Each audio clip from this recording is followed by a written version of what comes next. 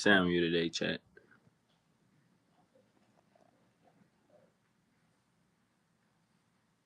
We on second Samuel today.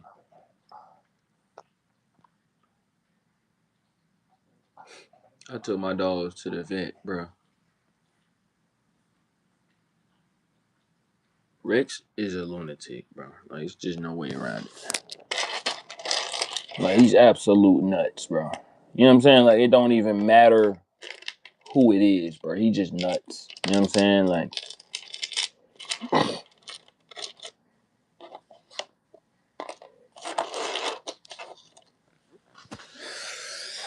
it's like even when he know he not in danger, he gonna act as if he in danger. Or he just like, I don't know, bro. He just gotta do the most. Like, he just has to. Like it like eats him up inside if he don't do exactly what he's feeling and thinking in his brain, bro. And I get it. I understand, bro. But it just be like, my nigga.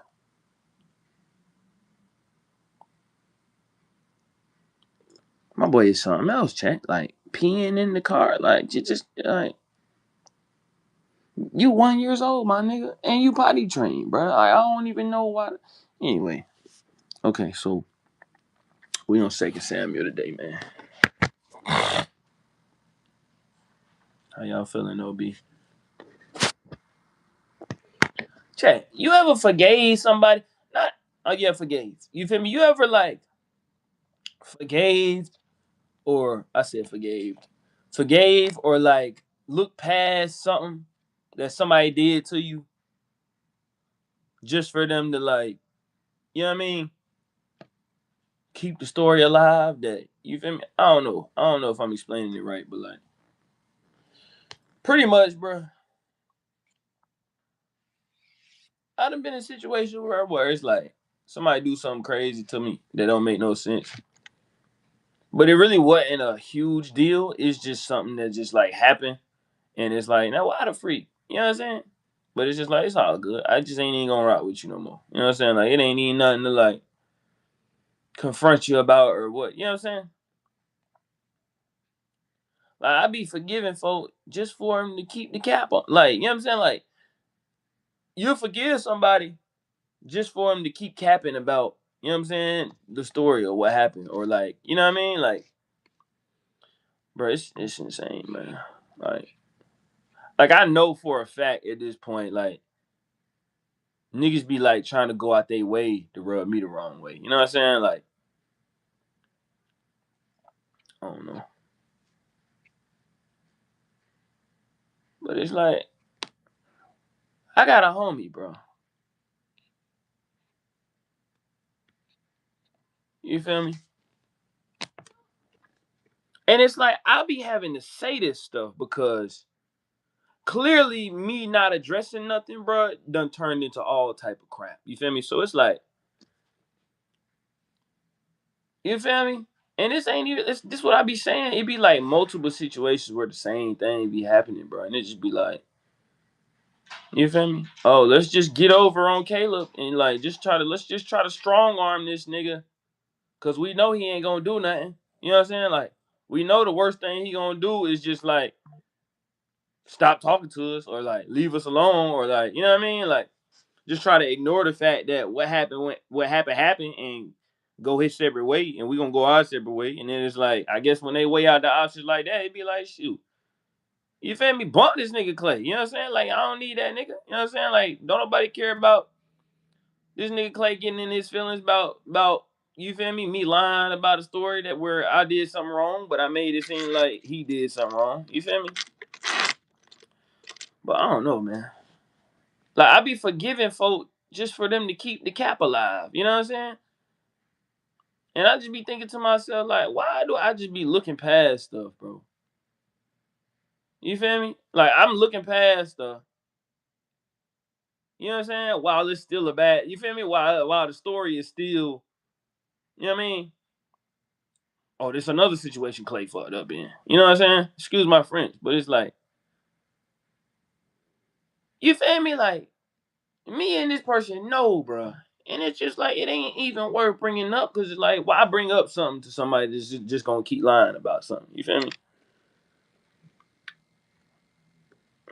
Folk will keep up some cap out here, bro, to say they face all day long, bro. And it's like, and then it's like some of these folk. Sometimes you're not gonna know somebody character, bro, unless you really around them all the time. You know what I'm saying? Or like people that got the same type of character traits. You know what I mean? They kick it with each other. You know what I'm saying? And it's like in some situations, bro, it's like you got some people that got homies, or you got some people that got friends, girls and boys. You know what I'm saying? Like you got some people sent 100. You got some people that like, you know what I'm saying? Like you got some people that's like so loyal to their friends. It's like, you feel me, right or wrong. I don't care what you did. You know what I'm saying? I'm still rocking with you, which is dope. You know what I'm saying? Which is dope. The only person that's not dope for it is you feel me? Somebody that like you done wrong. You know what I mean? Somebody that got the bad end of the stick out of that situation. You know what I mean? That's the only person it's not dope for. Dang, that's rough. Do you play steel or brain rot? I don't know what that is, brother. Do you want a like? I mean, if you want to give me a like, I appreciate it. Everybody that's watching my live, man. If y'all enjoy nigga content, man, like, comment, subscribe, man. Anybody that sub up, I'll be subbing right back to you as soon as I get off live. But like, I don't know, bro. I feel like folk just be trying to go out they way to like make me feel a type of way. And it's like, for what, bro? I be in my corner. You know what I'm saying? It's like I get people don't like a truth teller. I get that. But it's just like, bro, that's how I was raised. So it's like if a nigga don't, you feel me? Like I gotta tell the truth about what I did. I gotta tell the truth about what somebody else did. I gotta tell the truth about what happened. Cause there's been too many lies on my name, bro. You know what I'm saying? Who fund your face up like that? You feel me? So it's like, I don't know, bro. I just do I be trying to figure out to myself, like, why do I be looking past stuff just for people to keep the narrative up on me? You know what I'm saying? Like, it's like, yeah, they did me kind of foul, but it's like it's cool. I look past it. You know what I'm saying? And then it's like the problem is, bro. Anyway, like the problem is, bro. I'm the only nigga that's not afraid to admit that I got character flaws. That's what I think the problem is. Like, it's a lot of people out here that's gonna do everything they gotta do to keep their face card right. You know what I'm saying? When everybody in reality makes mistakes. You feel me? But it's like because you feel me, Clay Cash got such a bad rap on his name. Let's just throw some more dirt on top of that nigga, bro. It's cool. Like nobody's gonna care but him. I'm saying, like, and it just be like, you feel me? Like, I don't know. It's like, all right, like if that's how you want to go with it, bro. Like me and you know what happened. If that's why you want to go with it, I'm not finna sit here and just snitch on you. But it's like if you finna sit here and just like keep lying on the nigga name, then it's just like, all right, bro. You know what I mean? Like, I guess we not cool no more. I guess we can't be cool no more. You know what I'm saying? Like, anyway, bro.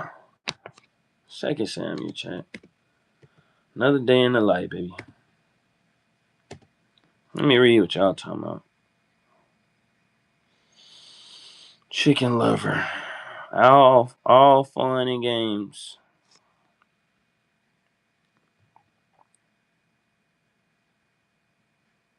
Okay, somebody talking about they sent 100. I don't know what that means.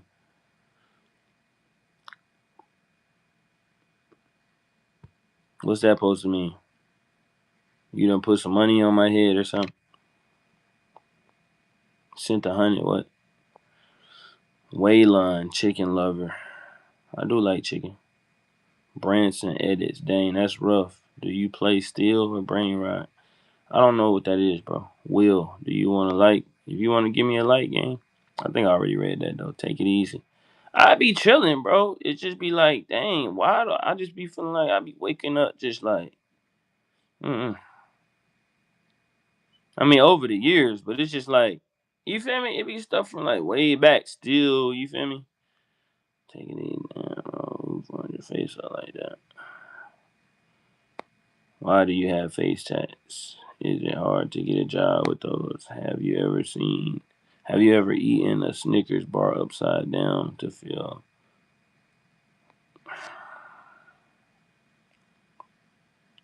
Like, what's wrong with this nigga, man? Like, y'all be asking for some timeouts, bro. Like, what? Why would you put that in my chat, bro? Have I ever ate a Snickers upside down to feel the vein? What do you even? Yo, bro, y'all niggas.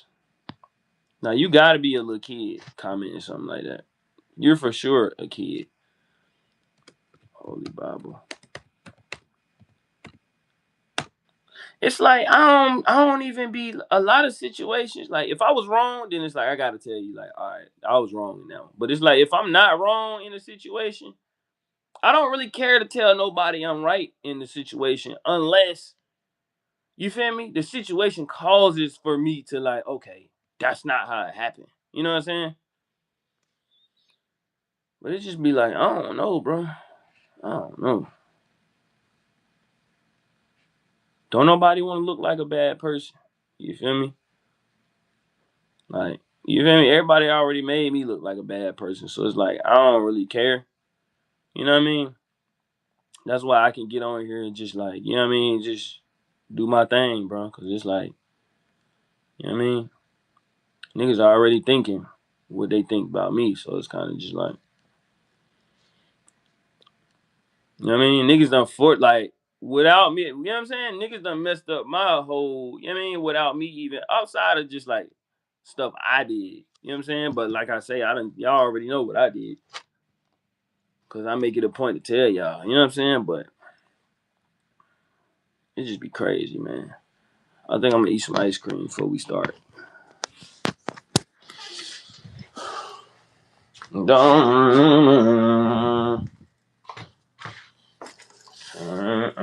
got that Abercrombie and Finch on me, chat. What's that niggas know about Abercrombie and Finch, man?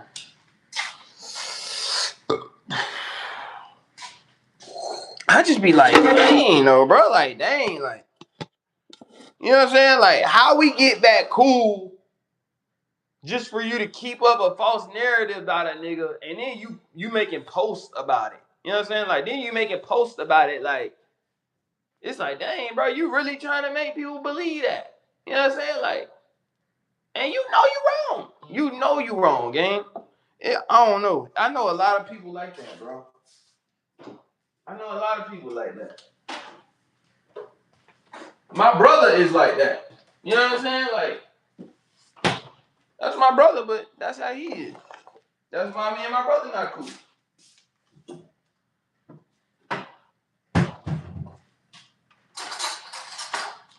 I don't know when that got cool though, bro. I don't know when that turned into like something trendy or like, you feel me? Like, it just turned into a whole little wave of just like, you feel me? Do a nigga dirty. And then when somebody asks you what happened with you and bro? Man, that nigga, you know what I'm saying? That nigga a hoe. You know what I'm saying? Knowing that you the one that did the, you feel me?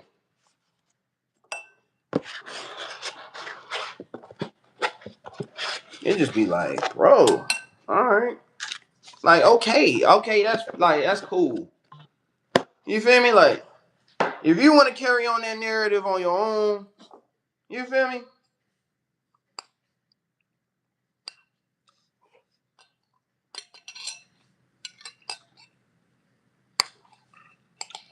That's cool. But like, if you think I'm finna follow you, if you think if you think me and you get back cool and we follow each other on Instagram, just for you to keep posting narratives like you just such this stand up guy, my nigga. Like I'm not even gonna put your business out, but it's like, bro, unfollow me, gang. You know what I'm saying? Like, unfollow me, gang. Cause you dead. You know what I'm saying? Like, Niggas will do anything, bro, to keep their name in good grace, bro.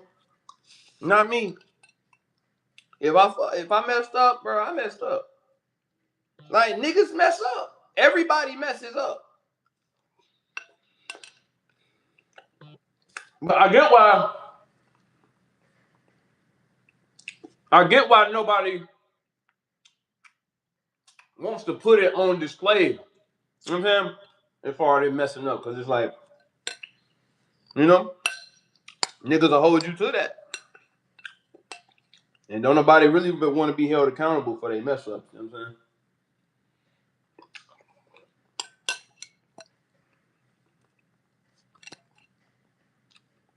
A lot of situations where I got held accountable for stuff I ain't really do a thing wrong in, bro. You know what I'm saying? Only thing niggas could say, oh, this nigga weird. Like, this nigga crazy. Like, you feel me? You know, at the time where I was like, taking medication for like my mental health and stuff like that. You feel me? Like, that's probably the worst thing. Like, on some true type stuff. You feel me? Like on some true story type stuff. Like that's probably the only thing niggas could say. Like, nah, that nigga really. He started acting weird. You know what I'm saying? Like he was kind of like, I don't even know. He just started acting weird, bro. Like to the point where, you feel me? Niggas couldn't be around him no more. I can give niggas that. You know what I'm saying? That's valid. Like that's a real. I done told y'all that online. You know what I'm saying? But outside of that, bro.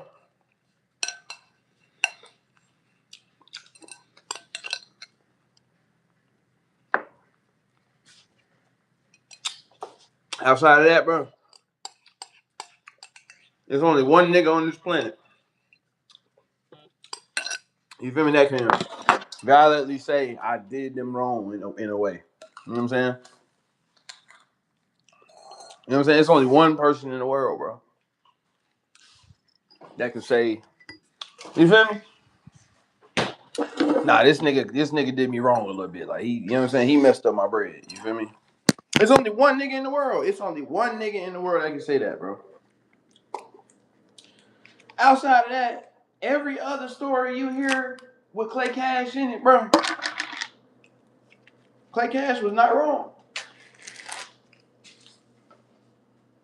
I'm just being honest with y'all, man. I'm just being honest with y'all.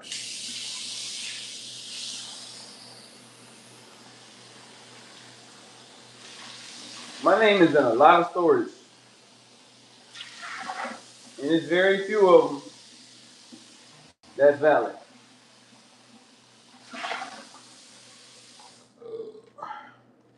Like, a nigga will take something from you, bro, knowing they took something from you, and then turn around and cap to the homies like, bro, this nigga lame. Like, y'all know how that nigga be acting. You feel me? Like, y'all know how that nigga be acting, weird ass nigga, like, whoop, whoop, whoop. You feel me? And then it's like, that's what make it easy to just blame a nigga like me for something. You know what I'm saying? And then niggas just go with it. Cause it's like, you feel me? The nigga that really did, you feel me? That really was on like, you feel me? Like, cause niggas will say like, oh, Clay did some hoe, you know what I mean? Some hoe-ish. You feel me? But it's like, the one that really did it, you know what I'm saying? Ain't nobody gonna be buying it because Clay already crazy. You know what I'm saying? Clay already like greened out on some type time. You feel me? Like Clay already like acting weird.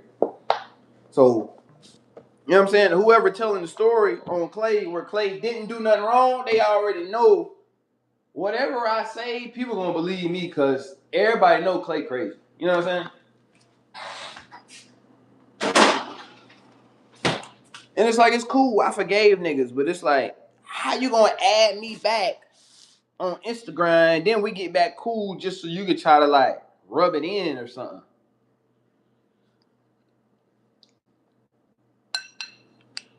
Listen, no problem. Rub it in all you want, but don't rub it in and think I'm gonna be following you and be cool with the fact that you making posts like, oh, I'm a stand up nigga. I ain't never hold nobody. I ain't never stole nobody's stuff. I ain't never took nothing from nobody. And you know you took something from a nigga. You know what I'm saying? Like, you know you took something from me, dog.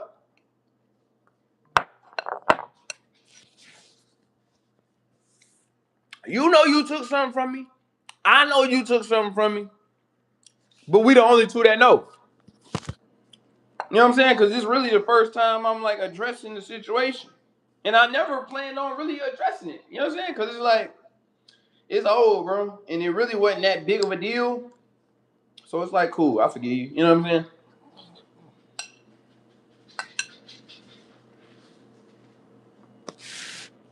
But then after I forgive you, move past it or whatever, we get back cool. Now you trying to like slick rub it in, like, yeah, this nigga ain't never speak on that situation, so I can just keep I can just keep capping, like, you know what I'm saying?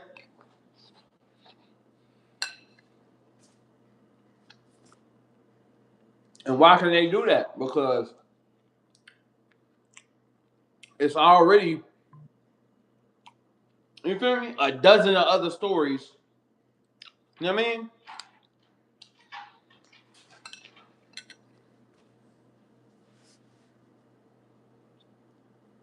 Where a nigga like me done got outed. You know what I'm saying? If that's the right text. If I use that in the right sentence. You know what I'm saying?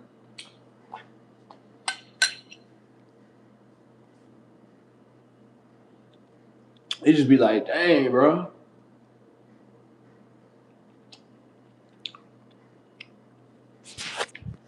This is why this, like, and it's like I ain't even in the streets for real, but it's like, this is why this is a prime example of, bro, it's literally nothing cool about the streets, bro.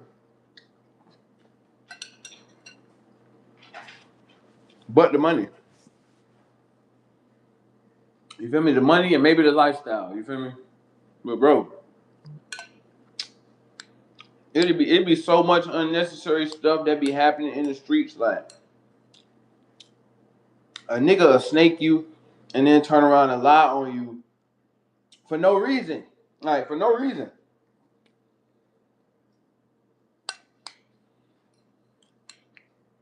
Nigga will be trying to come up. You feel me? Or like, say you do or say something that might have rubbed somebody the wrong way. You know what I'm saying? But it's like, at this time, niggas may have knew or may not have knew I was on medication. You know what I'm saying? So it's like, anybody that take medication, like mental medication, bro, you know how it be. You feel me? So I don't need to sit down when I'm eating this. You know what I'm saying? So it's like, I don't know. I'm trying to think of like, I'm trying to reimagine the situation. Like, you feel me? Like, I'm trying to go back to the situation and be on some tight time and like, what did I do for this person to turn around and just like, you feel me, slick snake me the way they did? You know what I mean?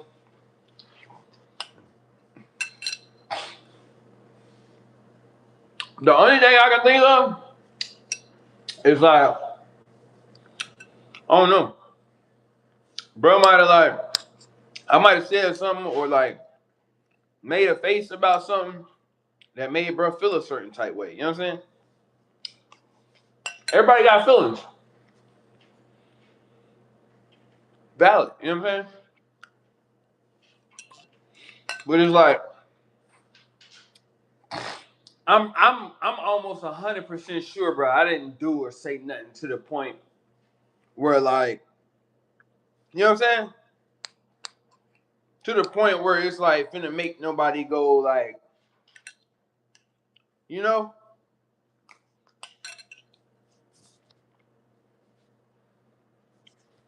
like, oh word, I'm finna snake this nigga. You know what I'm saying? Like, you feel me? Like, I got this nigga t-shirt in my crib. I'm finna just You know what I'm saying? Or like,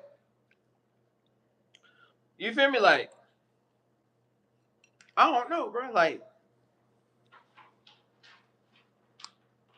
I'm sure I like might have made a fake. Like, I'm still trying to think about it. It's like a justifiable reason to where somebody would just like, you feel me, slick, just like steal from you or something.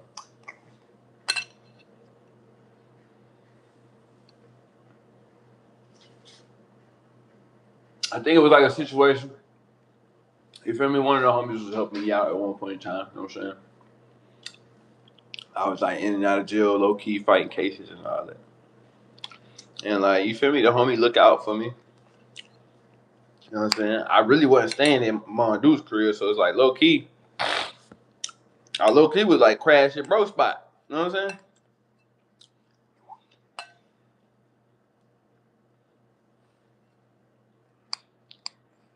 So it's like I would keep like food in the fridge or something. You know what I'm saying? I would keep like maybe some food in the fridge or something, or like, I mean, say I leave like some money laying on the table, or you feel me, you know what I mean, in a room somewhere or something like, and I'm like, you feel me, bro? I got this here. You know what I mean, like, I'll just let you know it's there, so don't nothing happen to it. You feel me? We'll do it. You know what I'm saying? Say the next day, me and bro kicking it. You feel me? Roll up, we smoking, chopping it up, whatever. And you know, like, I'm taking medication and smoking weed at the same time. Everybody know. Well, probably I don't know. Some people probably still do it, but I don't think you're supposed to take anti. Oh, I don't think you're supposed to take like. You feel me? Anxiety and like anti-depression medication, bro. Okay. I don't think you're supposed to take medication like that. I don't think you're supposed to take medication like that and smoke weed.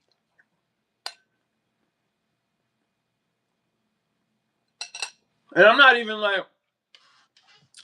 trying to blame the fact that I was on medication. You feel me? I might have made it face it, bro, or looked at bro. You feel me? To the point where he got offended about something. Whatever the conversation was, you feel me?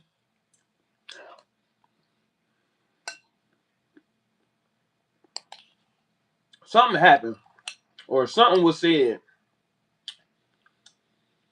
or he said something, and I might have made a face or something. You feel me?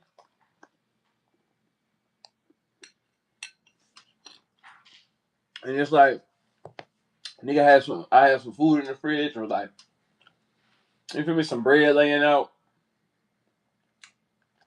and then it's like, just off that one little situation, it's like, bro goes and like, you feel me, go take some of my food out the fridge and eat it, or like, you feel me, if I got some bread laying on the table in a certain room, bro go back there and take a couple dollars out of my little, you know what I mean, out of my little stack of money. You know what I'm saying? And then bring me the bread, and then I'll be like, you feel me? Something missing. You know what I'm saying? Like, it wasn't an extra dollar behind. And then they'd be like, nah. You know what I'm saying? Like, mm-mm. Like I get rubbing somebody I get rubbing somebody the wrong way, and they feeling a way about it. You know what I'm saying? But what I don't get is, I don't know, bro. And it's like maybe people think that's justifiable. You know what I'm saying? But I don't know. Me personally, bro, I'm just not no thief, bro. I'm not. It don't matter what happened. Like somebody can rub you the wrong way, bro. I'm not finna go snake you out or go steal your stuff. You know what I'm saying? Cause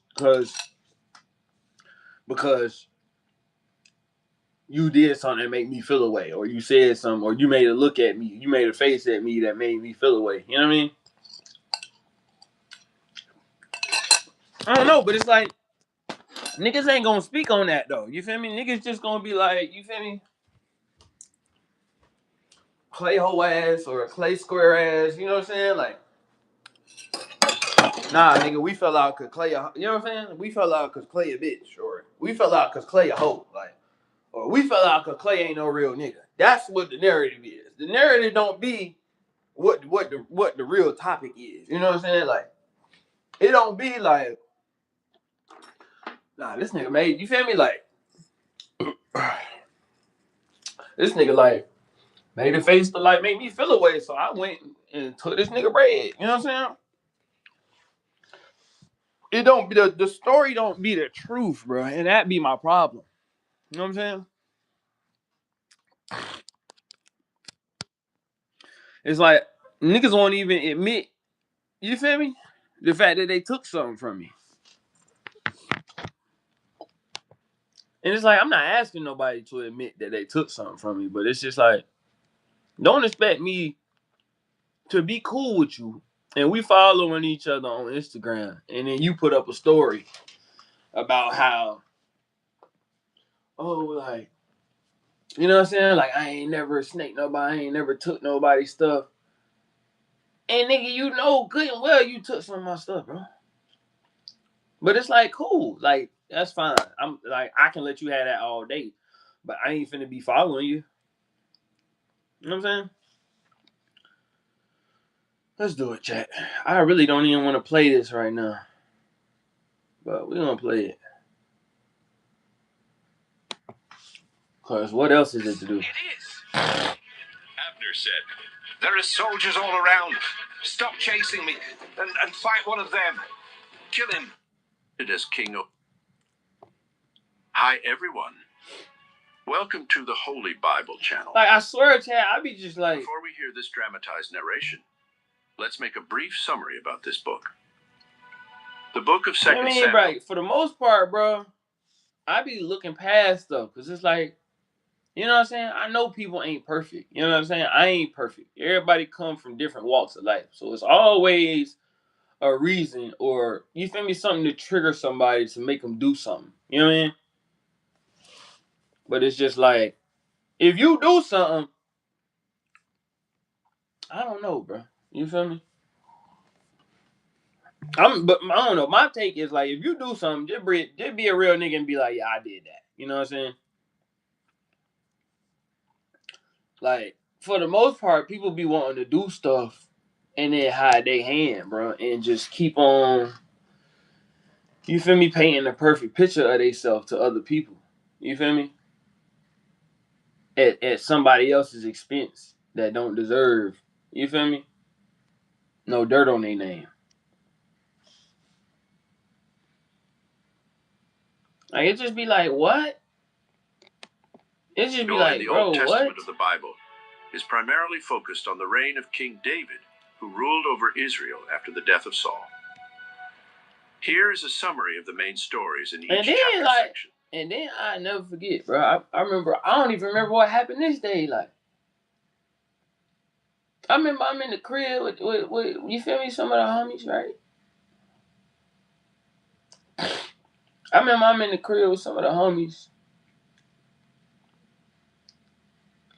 I don't even remember what happened this day, bro. But like,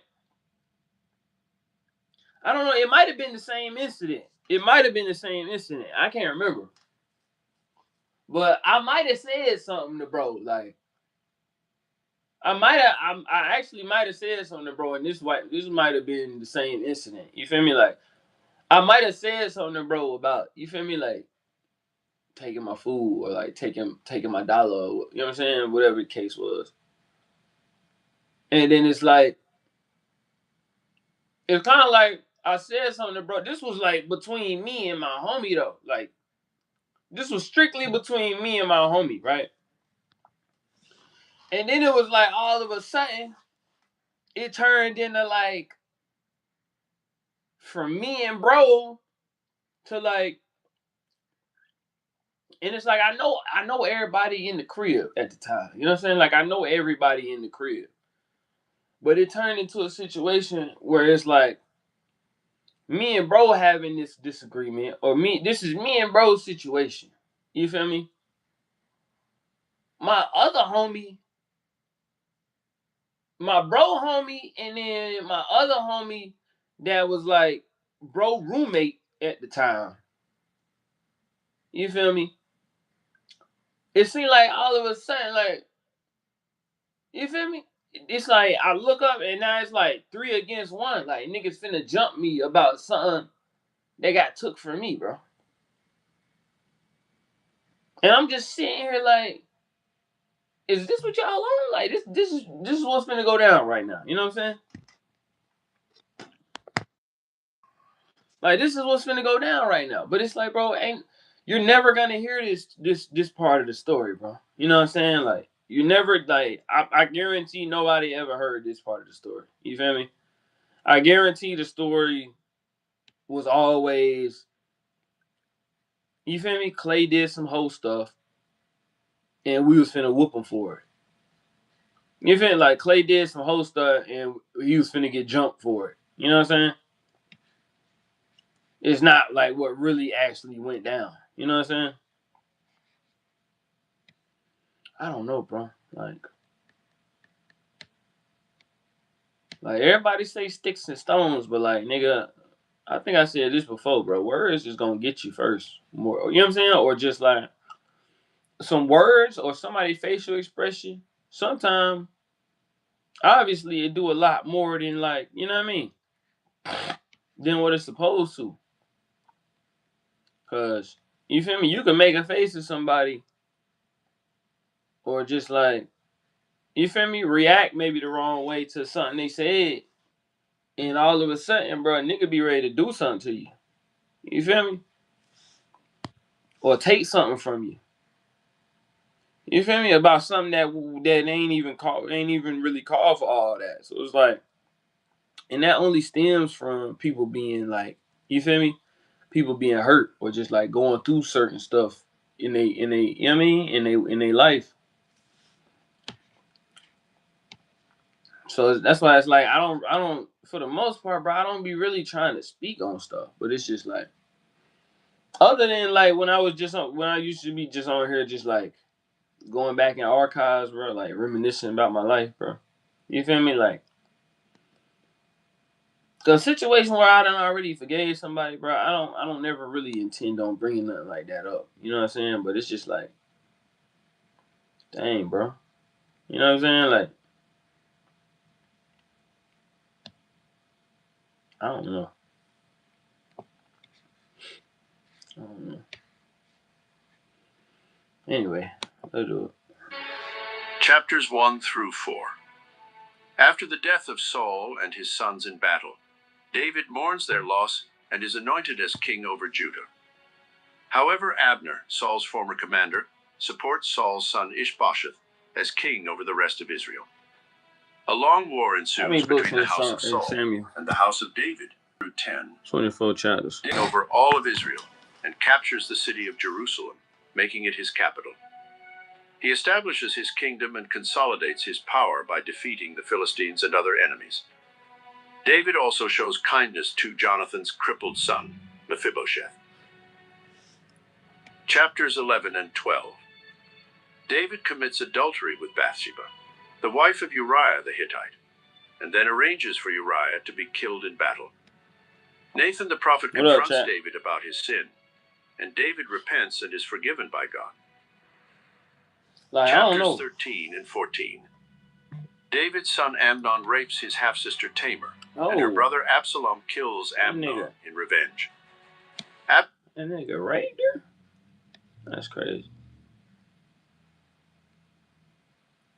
Absalom then flees to Jeshurun, but David eventually allows him to return to Jerusalem. Chapters 15 through 18. Absalom conspires against David and wins the hearts of the people. He leads a rebellion. I be feeling like folk be thinking that stuff like that is going to affect me, you feel me, just to a capacity where I'm just finna just like tweak out, bro. That junk that happened 1,000,001 times to me, bro. Like, you feel me? It ain't no tweaking out left for me to do about stuff like that, bro. But it's just like, you feel me? It's like I be knowing that people go out their way to do stuff, cause it's like, you know what I mean, bro. Know that I be, you know what I'm saying, that we follow each other, okay? And it's like, you feel me? I already had like, you feel me, muted bro posts, cause it's like I'm already seeing what you doing, bro. Like I'm already knowing what you trying to do.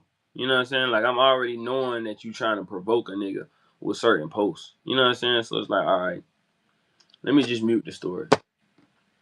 So then it's like, mute the story. He come. You feel me? When you mute somebody's story, they literally gotta come to your page to find. You feel me? To find it again, or however it go.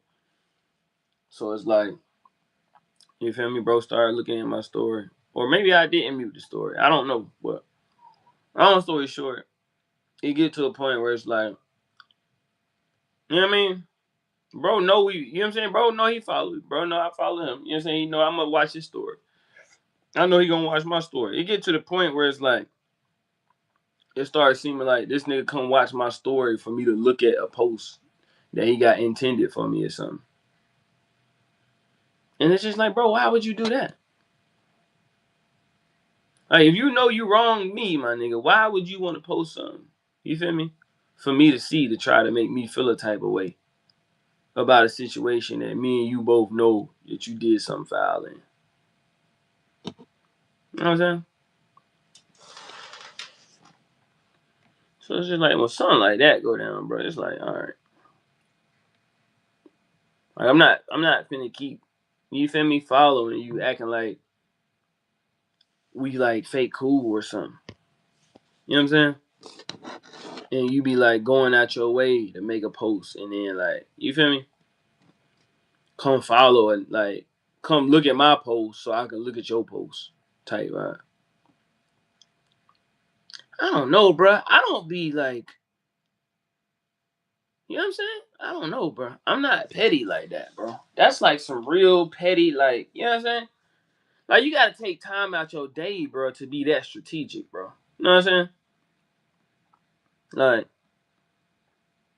nobody gets paid to go out their way and piss nobody off, bro. So it's like, why do people do it so often? It gotta be like some control. You feel me? Like control. It's just like, you feel me? Folks just be wanting to have like mind control, bro. That's all it is.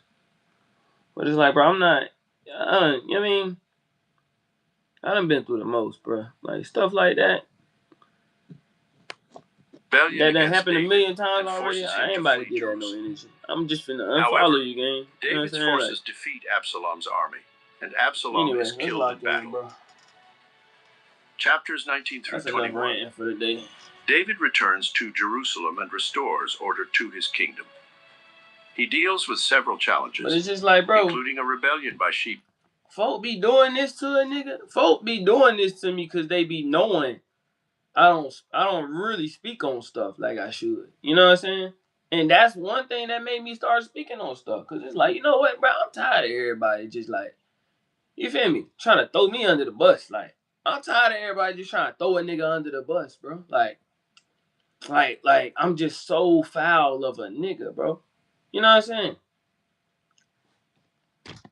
When it's like, bro, that is not the case, bro.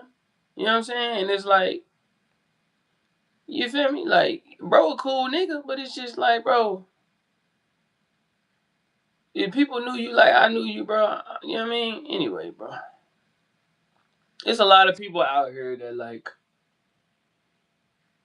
seem like they stand up people, you know what I mean? And, you feel me? They liked by everybody and they get a lot of praise. You know what I mean? 9 times out of 10, bro, everybody, not 9 times out of 10, but in some cases, bro, everybody could praise somebody just cause, like, you feel me? They got it going on. You know what I mean? Like, somebody could call you a stand-up nigga just because you got it going on. You know what I'm saying? Like, Like, folk don't always call people real niggas, bro. That's actually real niggas these days. You know what I'm saying? Like, folk could call you a stand-up nigga. So somebody will call you solid just because you have emotion. You know what I'm saying? Somebody will call you solid just because you have emotion. You know what I mean? And it might sound like I'm like sleep hating or whatever, but it's like, bro, I'm just telling the truth. Like, you know what I'm saying? Like, bro, still a cool nigga. You know what I'm saying? Like, bro, still a cool nigga. But I'm just saying, in the situation where me and him had differences, you feel me? We had a difference. I went my way. You feel me? Bro went his way. And then I found out the story got, you feel me? That's another story that got flipped to, yeah, you know how that nigga Clay is. You know what I'm saying? And then it just be like, dang, bro, another one. You know what I'm saying? Like, anyway. And a famine caused by Saul's earlier violation of a treaty with the Gibeonites. Chapters 22 and 23. David And then it's like, you feel me? Like, you tell the truth about a situation, bro, and then a nigga wanna, like, sometimes a nigga even wanna do something to you for telling the truth about a situation. Like, on some, like, nigga, how dare you, you feel me, put the truth out. Or something like that, bro. It just be like, my nigga, bro. All you had to do was just chill. You know what I'm saying? Like, nah, but nah, you wanted to, like, you wanted to do the most. You wanted to, like, you feel me, make these little posts and you feel me, do everything you could to make sure a nigga see your posts. You feel me? Like, I don't know. And it's like, at the same time, maybe bro couldn't even have been talking about me. That's possible. But it's just like, the fact that me and you fell out, bro, and you ain't really do nothing. You feel me? You kind of did something unethical in the fallout. You feel me? And you knowing that, and I'm knowing that, it's like, bro, you can't post that, bro. You can, but it's just like, nigga, I know that's cap. So because you posted that, people might like your post, but like, because you posted that, bro, I'm gonna have to unfollow you, gang. You know what I'm saying?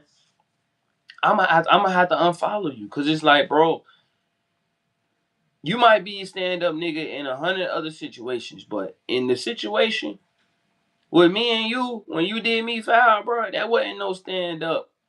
You feel me? Stuff. You know what I mean? And it's like you never really tried to come back and make it right. You know what I'm saying? Like, you really just let it blow over. Me and you really just let it blow over. You know what I'm saying? It ain't like you said no tight time like, oh yeah, that was my bad, bro. I ain't, you know what I'm saying? Like, I know I shouldn't have did. You feel me? Like, we ain't never even had no talk like that. So it's like, you feel me? Like, at the end of the day, when it come down to it, bro, you feel me? Folk might call you a real nigga, bro, but me and you know that you did some stuff that was not real nigga stuff. As far as me and you go. You know what I'm saying? But then, you know, sometimes a nigga just do you foul. You feel me? Just cause they on some tight timing, like, man, don't nobody care, bro. You a hoe. You know what I'm saying? Like, you ain't no real nigga, bro. You a hoe. So don't nobody care. So I'ma just hoe you out anyway. And switch the, you feel me? And go ahead and just switch the narrative, like, you feel me? Clay did some more host. You know what I'm saying? Oh, well, you okay? What happened? That's where you got your shot? Oh, sorry. You right there? Like that, boo boo. You smell good. Where you going?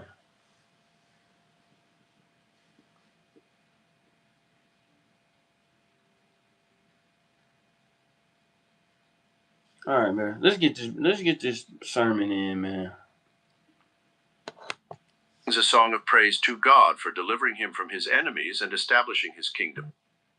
He also lists his mighty men and their accomplishments. Chapter 24. David orders a census of the people, which angers God. God sends a plague upon Israel, and David repents and offers sacrifices to God to stop the plague. Overall, the book of 2 Samuel portrays David as a complex figure who is both a great king and a flawed human being. Despite his sins and mistakes, David is remembered as a hero and a man after God's own heart. Now let's hear the dramatized narration of this wonderful book. We have included sliding text for a better simultaneous listening and reading experience. Thank you for listening. Please don't forget to like, comment, share, and subscribe to our channel. God bless you.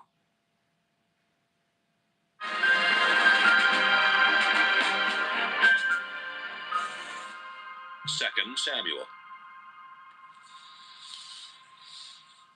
2 Samuel, chapter 1. Saul was dead. Meanwhile, David had defeated the Amalekites and returned to Ziklag. 3 days later, a soldier came from Saul's army. His clothes were torn and dirt was on his head. He went to David and kneeled down in front of him. David asked, "Where did you come from?" The man answered, "From Israel's army. I barely escaped." I'm going to say this, bro, and then we're going to keep on with the sermon. Just because, chat, like, let's say, you feel me, you might think somebody ain't as real as you, or like, you feel me, niggas ain't, you feel me, somebody ain't grow up how you grew up, or like, you feel me, like, niggas ain't cut from the cloth you cut from, you feel me, just cause you might feel like a nigga ain't like that, or like a nigga, you feel me, ain't no real nigga in your eyes, or like, you feel me, you feel like a nigga ain't cut from the same cloth as you, bro. That don't mean, and it's like, I'm not saying this so niggas can stop doing it. Like, I know, you feel me, everybody is gonna do what they do, you know what I'm saying? But I'm speaking on what's, you feel me, like, what's real, you know what I'm saying? What should be real and is not real, you know what I'm saying? Just cause you feel like somebody ain't cut from the same cloth for you, or you feel like somebody ain't a real nigga, bro, that do not give you the right to just, you feel me, just hoe a nigga. Like, you know what I'm saying? Like do a nigga dirty just cause you feel like, and it's like, I understand, you feel me, that's the streets, you know what I'm saying? But it's just like, bro, that's why it's nothing cool about the streets, bro, because it's like, it's so much unethical, underhanded stuff that can go on, bro, that's like nowhere near justifiable. You know what I mean? The streets ain't cool, chat. You feel me? The streets ain't cool, man.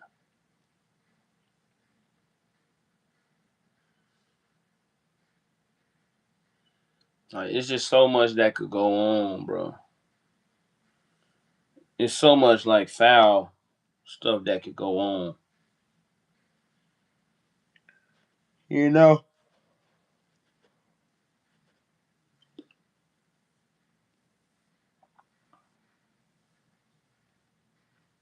It's like weird, bro. It's like rules in the streets, but then at the same time, it's no rules in the streets. You feel me? You can slime a nigga out 100 times. You feel me? You could do 100 niggas dirty and it'd be cool. But you better not go to jail and snitch. And I'm not saying snitching is okay. Snitching is not cool. So that's a fact. You know what I'm saying? But it's just like,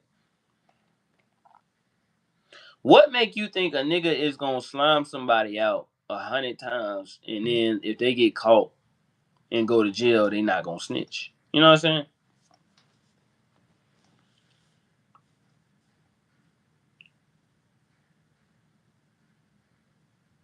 But yeah, man, like,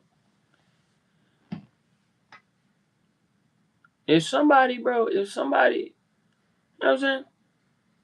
If you think somebody a hoe, then it's just like, okay, that's cool. You feel me? Like, You just think they a hoe, but don't, you know what I mean? I don't know, bro. It's like the real gangster thing to do is pick up somebody that's you feel me, quote unquote, your own size of your same stature. You know what I'm saying? A lot of street niggas, bro, or a lot of just like street activity, you feel me? Like the name of the game, bro, is really to prey on somebody that you think is weaker than you, and you feel me, somebody that you can go get over on. But it's like, to me, bro, the realest street niggas, bro, you feel me? They not finna go pick no fight with somebody that they know is a small fry, or somebody that they know is a hoe. You know what I'm saying? Or like somebody that they just know they can get over on. You know what I mean? Like the real ones, now, in a way, it's kind of smart. You feel me? I guess you could, because if you come up, you feel me, off a nigga and they don't do nothing about it, then you cool. But it's like it always come with bad karma. You feel me? But at the same time, it's like, I don't know. The realest niggas, you feel me, done beat the odds as far as just like, you know what I'm saying? That's how niggas turn into monsters, bro. Like somebody that think you a hoe come mess with you or come pick on you, and then it turned out, you feel me, whatever happened in the situation, it turned out to be in a nigga favor, that whoever was trying to do something to him come, you know what I mean, come do something to him, and it's like nigga, the nigga that you doing it to, they either gonna have to, you feel me, shoot you or do something to you, or they gonna get their stuff took. You feel me? And then it's like, say that goes south. Then after the situation goes south, now I done started a war off something, you feel me, that you initiated to a nigga that a nigga ain't even asked for. Now it's a war. Now it's gonna be a whole war breakout. You feel me? Cause you just tried to slime a nigga out and it ain't go right. You feel me? So now y'all got to get back again. You feel me? Now this person gotta stay on the alert off of something, you feel me, off a lick that you just tried to hit and it ain't go right. You feel me? So now he gotta go to war about something he ain't never even asked for. That happens a lot, bro. That happens a lot. So I'm saying this to say, man, anybody that's glorifying the streets, bro, and they be watching my channel, or just like, you feel me, just a young nigga, bro, that glorify the streets, bro, it's not it. You feel me? It might be fun. It's always fun until something unethical happen, or like, you feel me, something. You feel me? I don't want to speak nothing on nobody, but like, David asked. It's fun until it ain't. The man said, you feel me? Until our something army happen where turned it's and ran, like, dang. many were wounded and died. Even King Saul and his son Jonathan are dead. David asked, how do you know Saul and Jonathan are dead? The young man replied, I was on Mount Gilboa, and I saw King Saul leaning on his spear. The enemy's war chariots and cavalry were closing in on him. When he turned around and saw me, he called me over. I do not want to do this right now, chat, but we got to get it done. Saul asked me, who are you? An Amalekite, I answered. Then he said, You got 24 chapters, I'm chat. dying, and I'm in terrible pain. So I killed him. I knew he was too badly wounded to live much longer. Then I took his crown and his armband, and I brought them to you, your majesty. Here they are. Right away, David and his soldiers tore their clothes in sorrow. They cried all day long and would not eat anything. Everyone was sad because Saul, his son Jonathan, and many of the Lord's people had been killed in the battle. David asked the young man, where is your home? The man replied, my father is an Amalekite, but we live in Israel. David said to him, why weren't you afraid to kill the Lord's chosen king? And you even told what you did. It's your own fault that you're going to die. Then David told one of his soldiers, come here and kill this man. David sang a song in memory of Saul and Jonathan, and he ordered his men to teach the song to everyone in Judah. He called it the Song of the Bow, and it can be found in the book of Jasher. This is the song. Israel, your famous hero lies dead on the hills, and your mighty warriors have fallen. Don't tell it in Gath or spread the news on the streets of Ashkelon. The godless Philistine women will be happy and jump for joy. Don't let dew or rain fall on the hills of Gilboa. Don't let its fields grow offerings for God. There the warrior shields were smeared with mud, and Saul's own shield was left unpolished. The arrows of Jonathan struck, and warriors died. The sword of Saul cut the enemy apart. It was easy to love Saul and Jonathan. Together in life, together in death. They were faster than eagles and stronger than lions. Women of Israel, cry for Saul. He brought you fine red cloth and jewelry made of gold. Our warriors have fallen in the heat of battle, and Jonathan lies dead on the hills of Gilboa. Jonathan, I miss you most. I loved you like a brother. You were truly loyal to me, more faithful than a wife to her husband. Our warriors have fallen, and their weapons are destroyed. 2 Samuel, chapter 2. Later, David asked the Lord, "Should I go back to one of the towns of Judah?" The Lord answered, "Yes." David asked, "Which town should I go to?" "Go to Hebron," the Lord replied. David went to Hebron with his 2 wives, Ahinoam and Abigail. Ahinoam was from Jezreel, and Abigail was the widow of Nabal from Carmel. David also had his men and their families come and live in the villages near Hebron. The people of Judah met with David at Hebron and poured olive oil on his head to show that he was their new king. Then they told David, "The people from Jabesh and Gilead buried Saul." David sent messengers to tell them, "The Lord bless you. You were kind enough to bury Saul, your ruler, and I pray that the Lord will be kind and faithful to you. I will be your friend because of what you have done. Saul is dead, but the tribe of Judah has made me their king. So be strong and have courage." Abner, the son of Ner, had been the general of Saul's army. He took Saul's son Ishbosheth across the Jordan River to Mahanaim and made him king of Israel, including the areas of Gilead, Asher, Jezreel, Ephraim, and Benjamin. Ishbosheth was 40 years old at the time, and he ruled for 2 years. But the tribe of Judah made David their king, and he ruled from Hebron for 7.5 years. One day, Abner and the soldiers of Ishbosheth left Mahanaim and went to Gibeon. Meanwhile, Joab, the son of Zeruiah, was leading David's soldiers, and the 2 groups met at the pool in Gibeon. Abner and his men sat down on one side of the pool, while Joab and his men sat on the other side. Abner yelled to Joab, "Let's have some of our best soldiers get up and fight each other." Joab agreed, and 12 of Ishbosheth's men from the tribe of Benjamin got up to fight 12 of David's men. They grabbed each other by the hair and stabbed each other in the side with their daggers. They all died right there. That's why the place in Gibeon is called Field of Daggers. Then everyone started fighting. Both sides fought very hard, but David's soldiers defeated Abner and the soldiers of Israel. Zeruiah's 3 sons were there, Joab, Abishai, and Asahel. Asahel could run as fast as a deer in an open field, and he ran straight after Abner without looking to the right or to the left. When Abner turned and saw him, he said, "Is that you, Asahel?" Asahel answered, "Yes, it is." Abner said, "There are soldiers all around.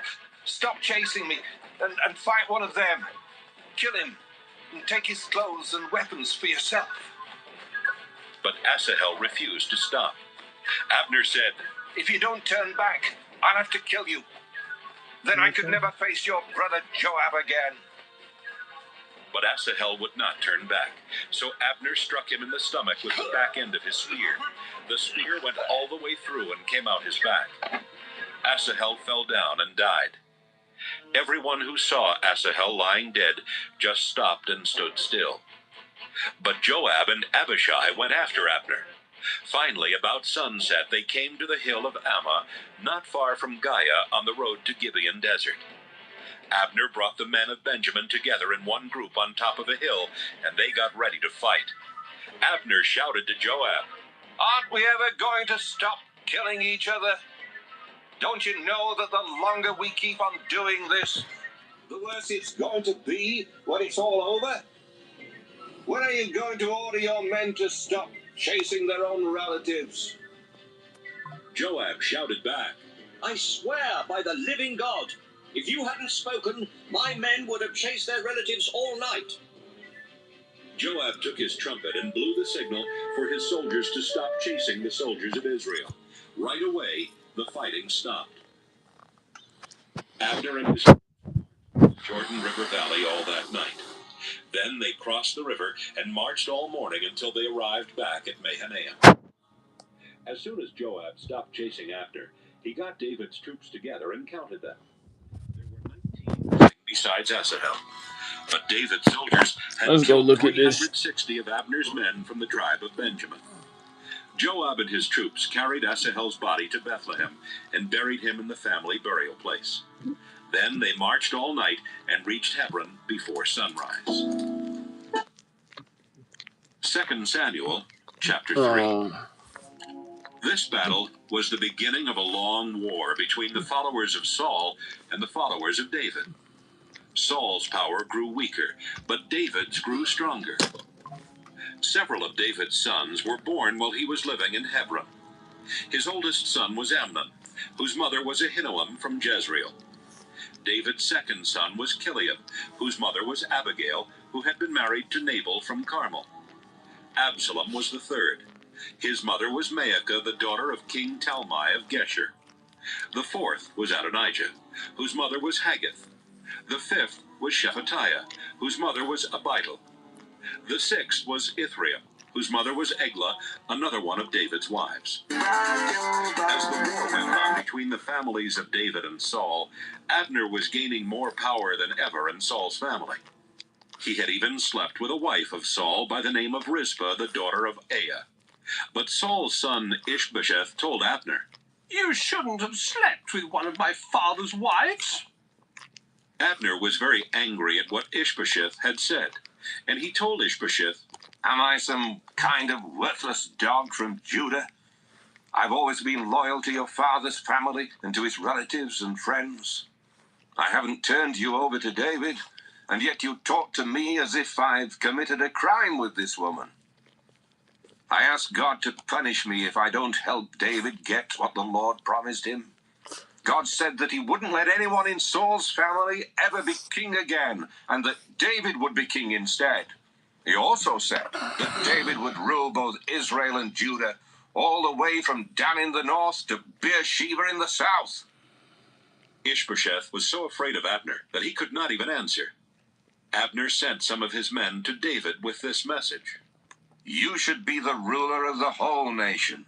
If you make an agreement with me, I will persuade everyone in Israel to make you their king.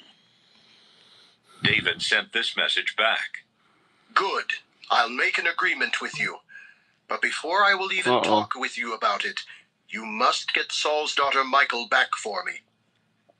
David sent a few of his officials to Ishbosheth to give him Ishbosheth. Give me back my wife Michal. I killed 100 Philistines so I could marry her. Ishbosheth sent some of his men to take Michal away from her new husband, Paltiel, the son of Laish.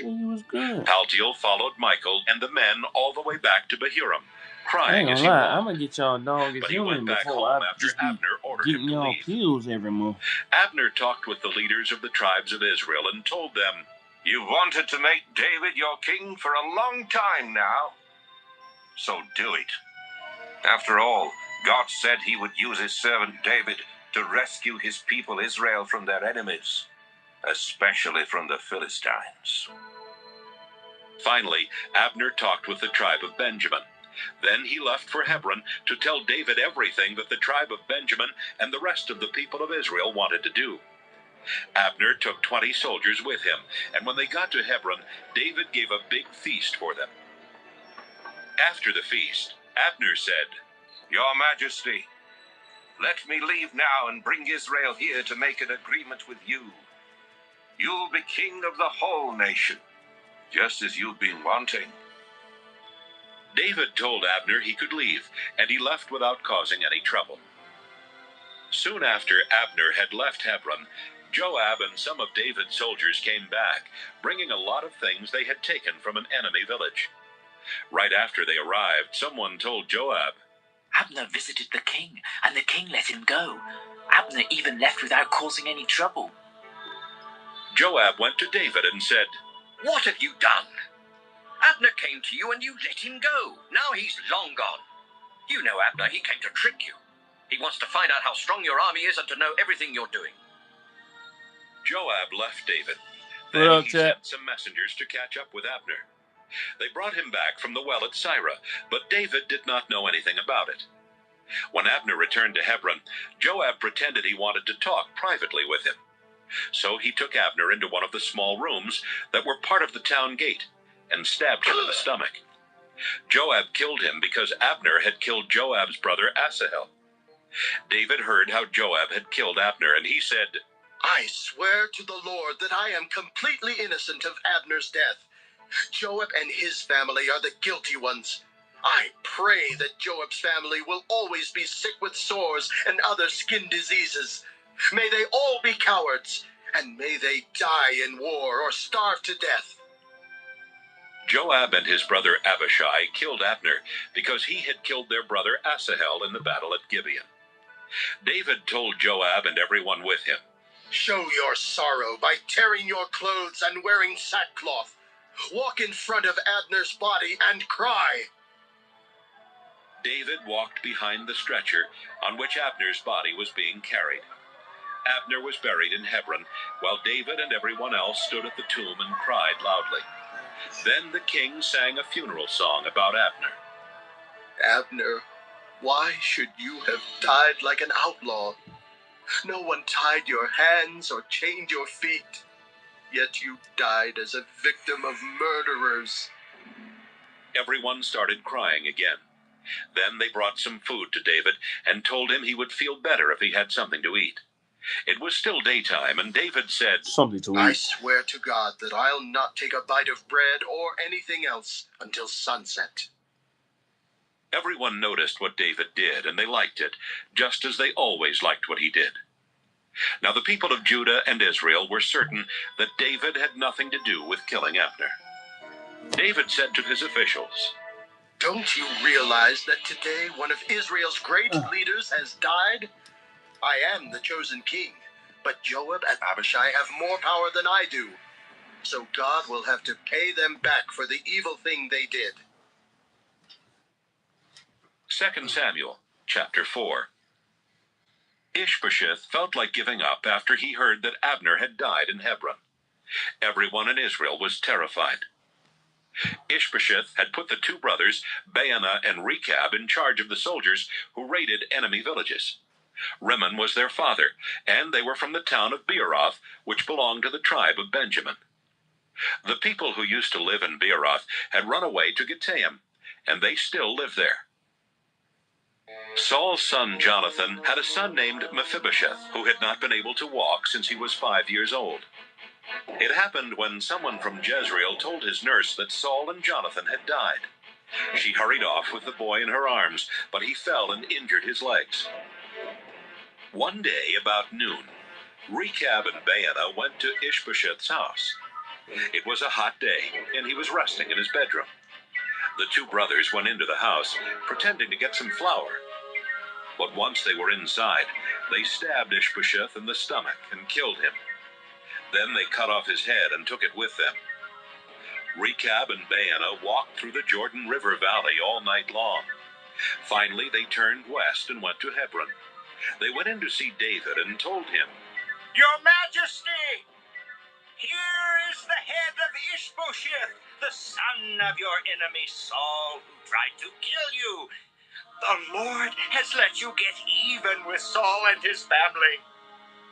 David answered, I swear that only the Lord rescues me when I am in trouble. When a man came to Ziklag and told me that Saul was dead, he thought he deserved a reward for bringing good news. But I grabbed him and killed him. You evil men have done something much worse than he did. You've killed an innocent man in his own house and on his own bed. I'll make you pay for that. I'll wipe you from the face of the earth. Then David said to his troops, Kill these two brothers. Cut off their hands and feet and hang their bodies by the pool in Hebron. But bury Ishbosheth's head in Abner's tomb near Hebron. And they did. 2 Samuel, chapter 5. Israel's leaders met with David at Hebron and said, We are your relatives. Even when Saul was king, you led our nation in battle, and the Lord promised that someday you would rule Israel and take care of us like a shepherd. During the meeting, David made an agreement with the leaders and asked the Lord to be their witness. Then the leaders poured olive oil on David's head to show that he was now the king of Israel. David was 30 years old when he became king, and he ruled for 40 years. He lived in Hebron for the first 7.5 years and ruled only Judah. Then he moved to Jerusalem, where he ruled both Israel and Judah for 33 years.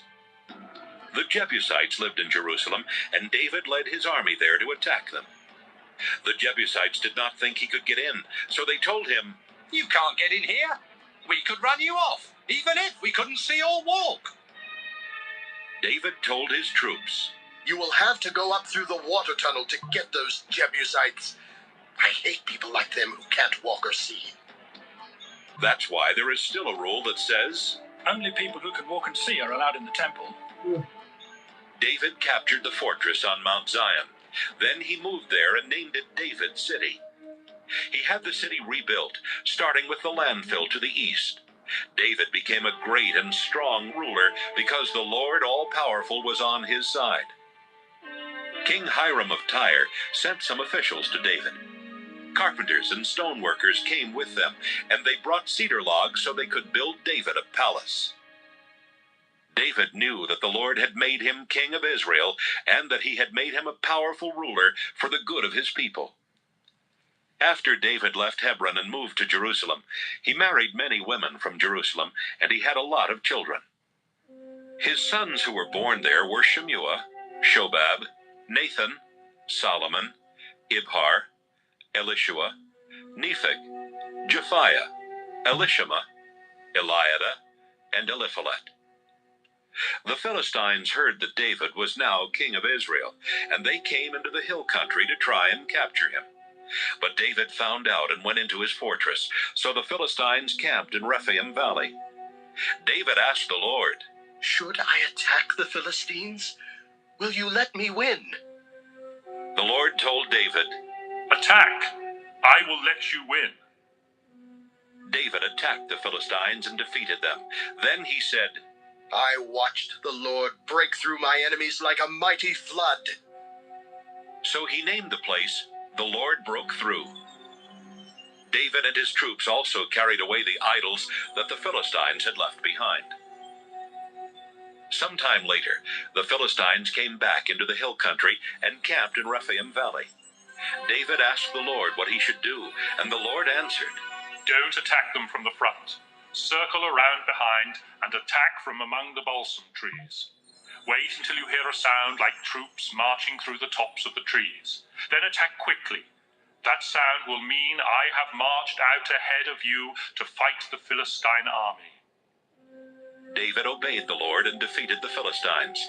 He even chased them all the way from Geba to the entrance to Gezer. 2 Samuel, chapter 6. David brought together 30,000 of Israel's best soldiers and led them to Baalah in Judah, which was also called Kiriath Jearim. They were going there to get the sacred chest and bring it back to Jerusalem.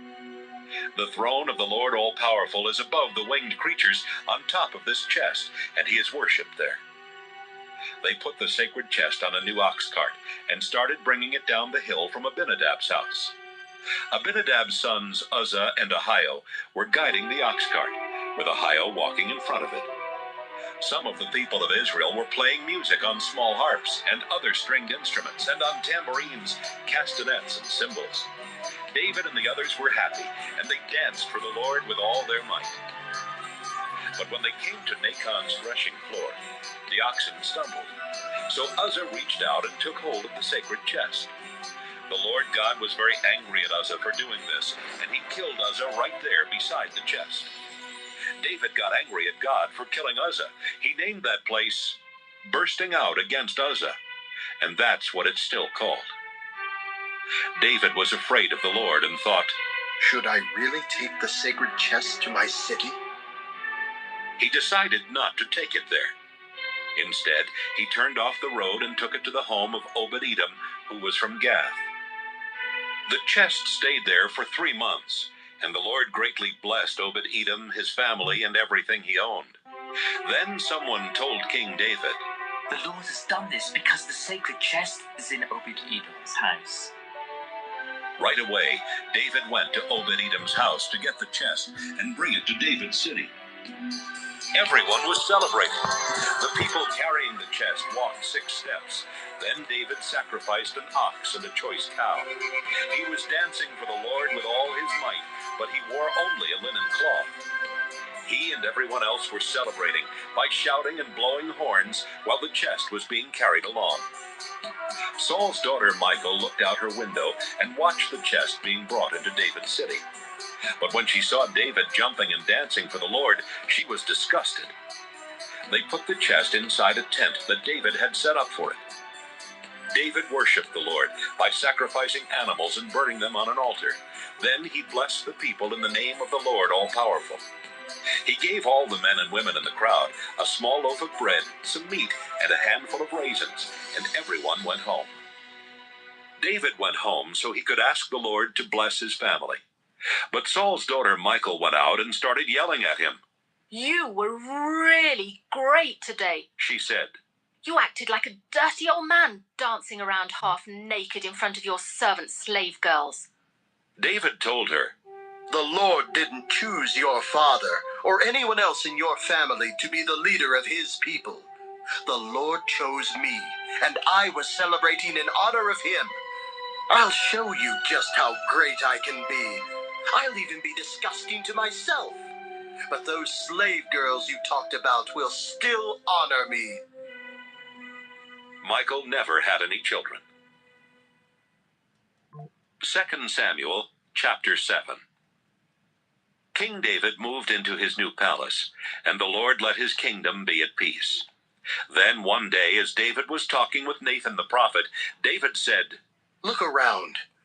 I live in a palace made of cedar, but the sacred chest has to stay in a tent. Nathan replied, The Lord is with you, so do what you want. That night, the Lord told Nathan to go to David and give him this message. David, you are my servant, so listen to what I say. Why should you build a temple for me? I didn't live in a temple when I brought my people out of Egypt, and I don't live in one now. A tent has always been my home wherever I have gone with them. I chose leaders and told them to be like shepherds for my people Israel. But did I ever say anything to even one of them about building a cedar temple for me? David, this is what I, the Lord All-Powerful, say to you. I brought you in from the fields where you took care of sheep, and I made you the leader of my people. Wherever you went, I helped you and destroyed your enemies right in front of your eyes. I have made you one of the most famous people in the world. I have given my people Israel a land of their own where they can live in peace, and they won't have to tremble with fear anymore. Evil nations won't bother them as they did when I let judges rule my people. And I have kept your enemies from attacking you. Now I promise that you and your descendants will be kings. I'll choose one of your sons to be king when you reach the end of your life and are buried in the tomb of your ancestors. I'll make him a strong ruler, and no one will be able to take his kingdom away from him. If you want to lay like that, he will be the one to build a temple for me. I will be his father, and he will be my son. When he does wrong, I'll see that he is corrected, just as children are corrected by their parents. But I will never put an end to my agreement with him, as I put an end to my agreement with Saul, who was king before you. I will make sure that one of your descendants will always be king. Nathan told David exactly what he had heard in the vision. David went into the tent he had set up for the sacred chest. Then he sat there and prayed.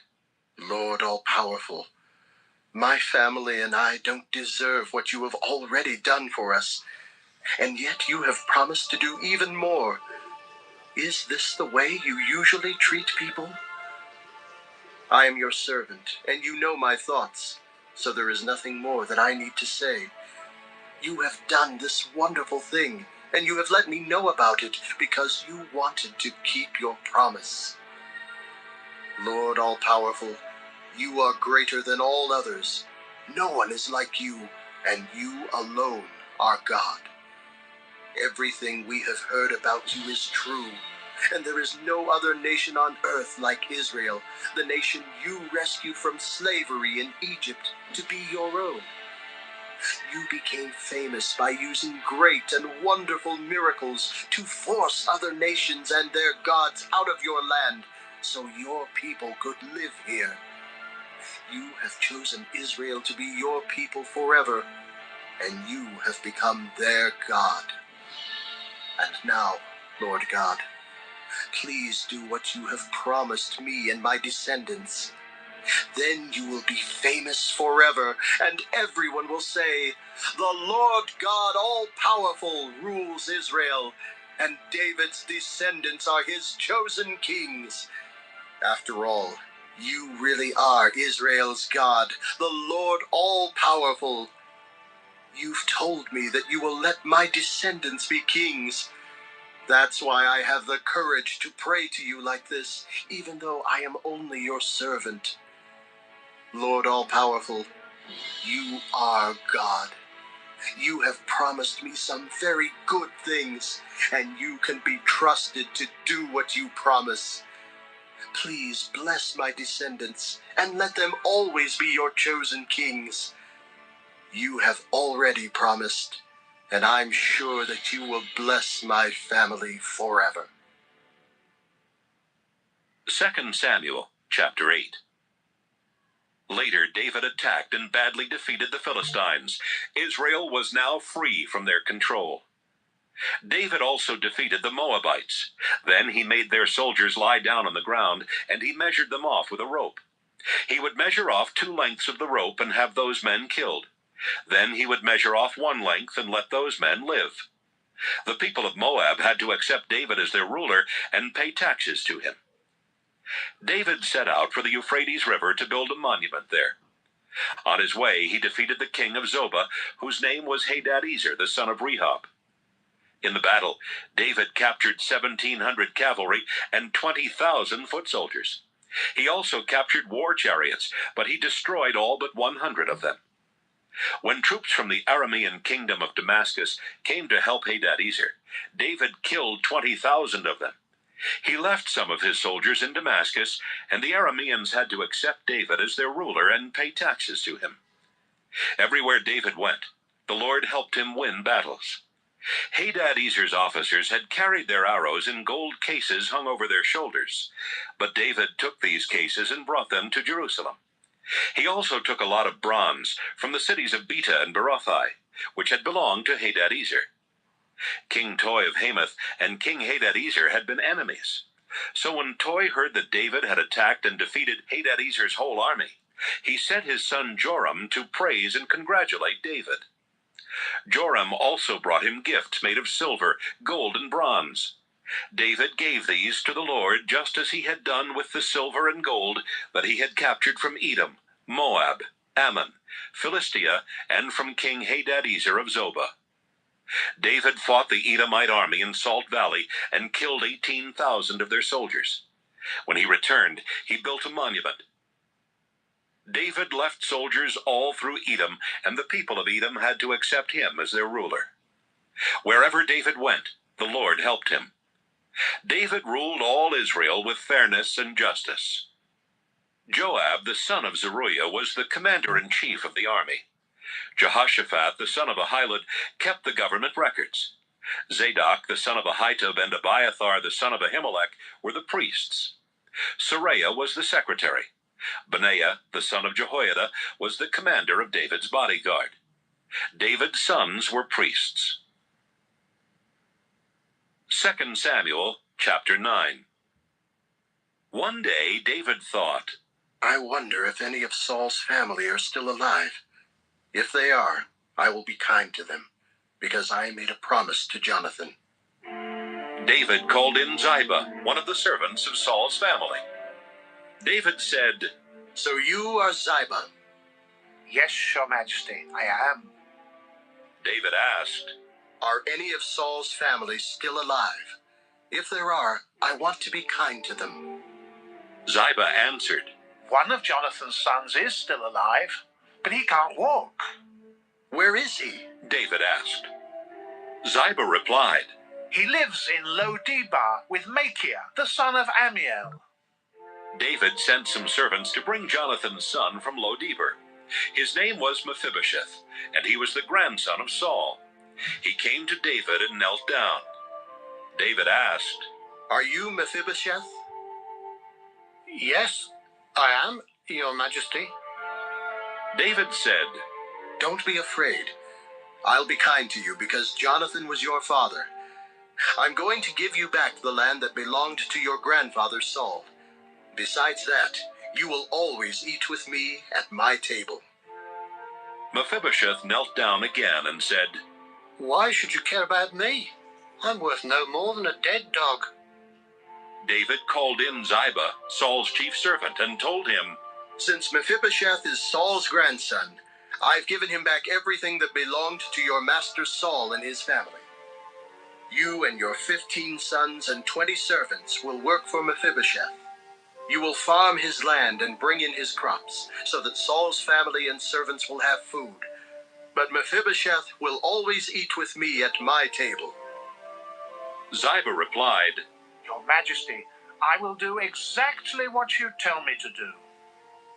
So Ziba's family and servants worked for Mephibosheth. Mephibosheth was lame, but he lived in Jerusalem and ate at David's table, just like one of David's own sons. And he had a young son of his own named Micah. 2 Samuel, chapter 10. Sometime later, King Nahash of Ammon died, and his son Hanun became king. David said, Nahash was kind to me, and I will be kind to his son. So he sent some officials to the country of Ammon to tell Hanun how sorry he was that his father had died.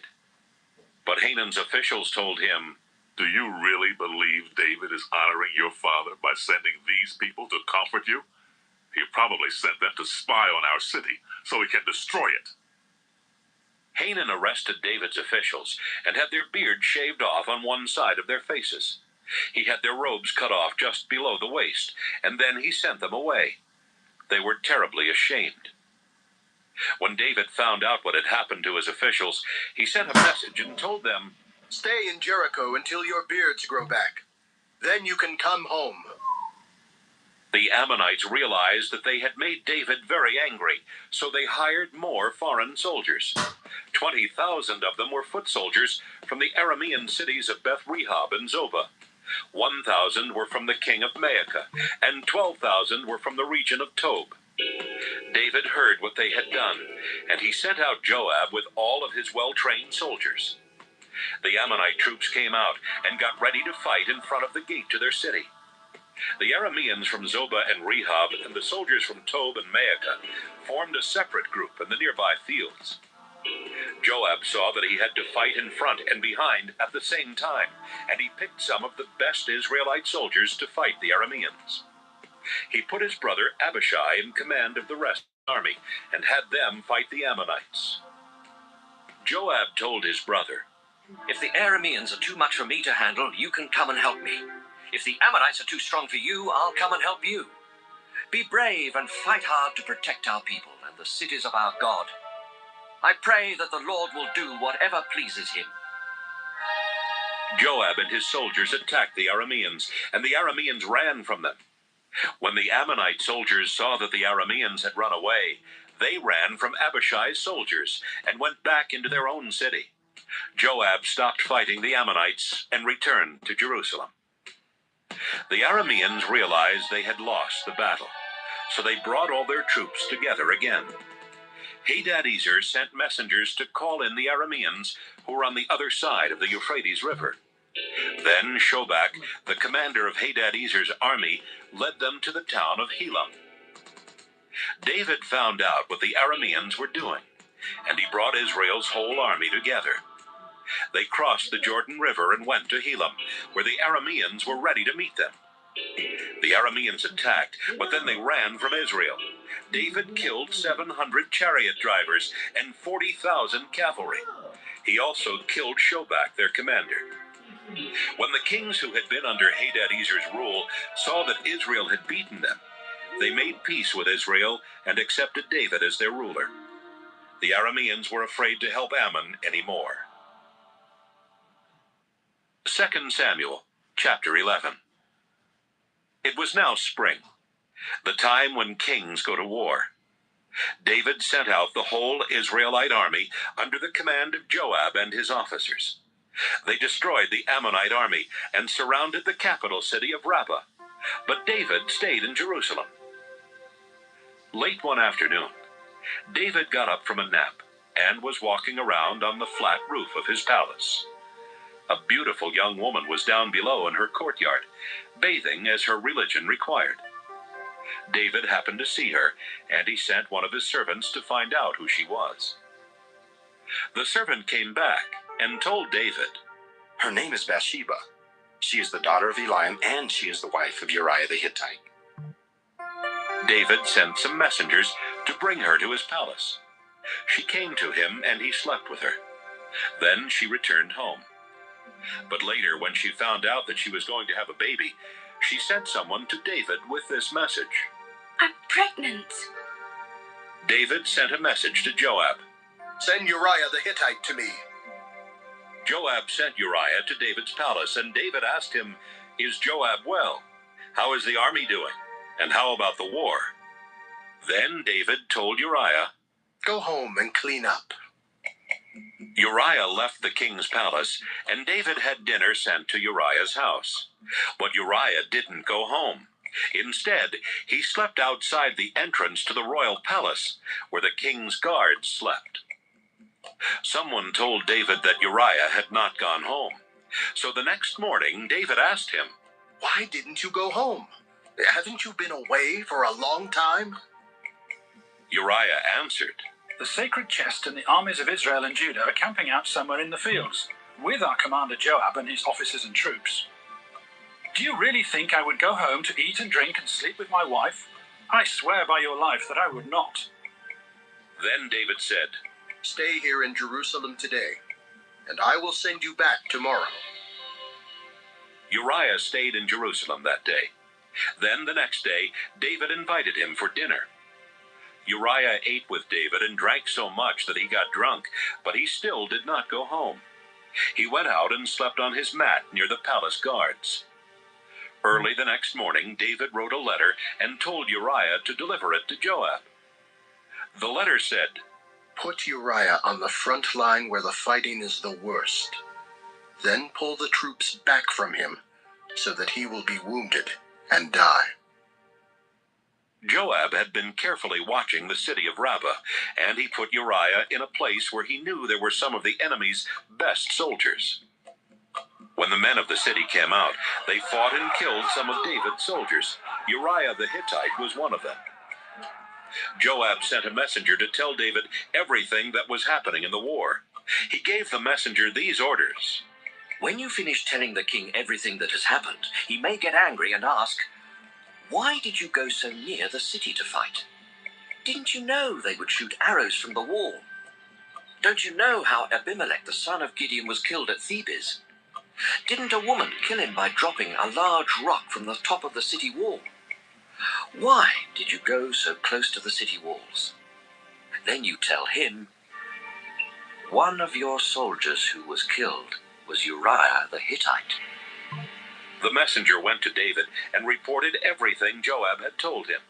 He added, "The enemy chased us from the wall and out into the open fields, but we pushed them back as far as the city gate. Then they shot arrows at us from the top of the wall. Some of your soldiers were killed, and one of them was Uriah the Hittite." David replied, Tell Joab to cheer up and not to be upset about what happened. You never know who will be killed in a war. Tell him to strengthen his attack against the city and break through its walls. When Bathsheba heard that her husband was dead, she mourned for him. Then, after the time for mourning was over, David sent someone to bring her to the palace. She became David's wife, and they had a son. 2 Samuel, chapter 12. The Lord was angry at what David had done, and he sent Nathan the prophet to tell this story to David. A rich man and a poor man lived in the same town. The rich man owned a lot of sheep and cattle, but the poor man had only one little lamb that he had bought and raised. The lamb became a pet for him and his children. He even let it eat from his plate and drink from his cup and sleep on his lap. The lamb was like one of his own children. One day someone came to visit the rich man, but the rich man didn't want to kill any of his own sheep or cattle and serve it to the visitor. So he stole the poor man's little lamb and served it instead. David was furious with the rich man and said to Nathan, I swear by the living Lord that the man who did this deserves to die. And because he didn't have any pity on the poor man, he will have to pay 4 times what the lamb was worth. Then Nathan told David, You are that rich man. Now listen to what the Lord God of Israel says to you. I chose you to be the king of Israel. I kept you safe from Saul and even gave you his house and his wives. I let you rule Israel and Judah. And if that had not been enough, I would have given you much more. Why did you disobey me and do such a horrible thing? You murdered Uriah the Hittite by having the Ammonites kill him so you could take his wife. Because you wouldn't obey me and took Uriah's wife for yourself, your family will never live in peace. Someone from your own family will cause you a lot of trouble, and I will take your wives and give them to another man before your very eyes. He will go to bed with them while everyone looks on. What you did was in secret, but I will do this in the open for everyone in Israel to see. David said, I have disobeyed the Lord. Yes, you have, Nathan answered. You showed you didn't care what the Lord wanted. He has forgiven you, and you won't die, but your newborn son will. Then Nathan went back home. The Lord made David's young son very sick. So David went without eating to show his sorrow, and he begged God to make the boy well. David would not sleep on his bed, but spent each night lying on the floor. His officials stood beside him and tried to talk him into getting up, but he would not get up or eat with them. After the child had been sick for 7 days, he died. But the officials were afraid to tell David. They said to each other, Even when the boy was alive, David wouldn't listen to us. How can we tell him his son is dead? He might do something terrible. David noticed his servants whispering, and he knew the boy was dead. Did my son die? He asked his servants. Yes, he did. They answered. David got up off the floor. He took a bath, combed his hair, and dressed. He went into the Lord's tent and worshipped. Then he went back home. David asked for something to eat, and when his servants brought him some food, he ate it. His officials said, What are you doing? You went without eating and cried for your son while he was alive, but now that he's dead, you're up and eating. David answered, While he was still alive, I went without food and cried because there was still hope. I said to myself, who knows? Maybe the Lord will have pity on me and let the child live. But now that he's dead, why should I go without eating? I can't bring him back. Someday I will join him in death, but he can't return to me. David comforted his wife Bathsheba and slept with her. Later on, she gave birth to another son and named him Solomon. The Lord loved Solomon and sent Nathan the prophet to tell David, the Lord will call him Jedediah. Meanwhile, Joab had been in the country of Ammon, attacking the city of Rabbah. He captured the royal fortress and sent a messenger to tell David, I have attacked Rabbah and captured the fortress guarding the city water supply. Call the rest of the army together, then surround the city and capture it yourself. If you don't, everyone will remember that I captured the city.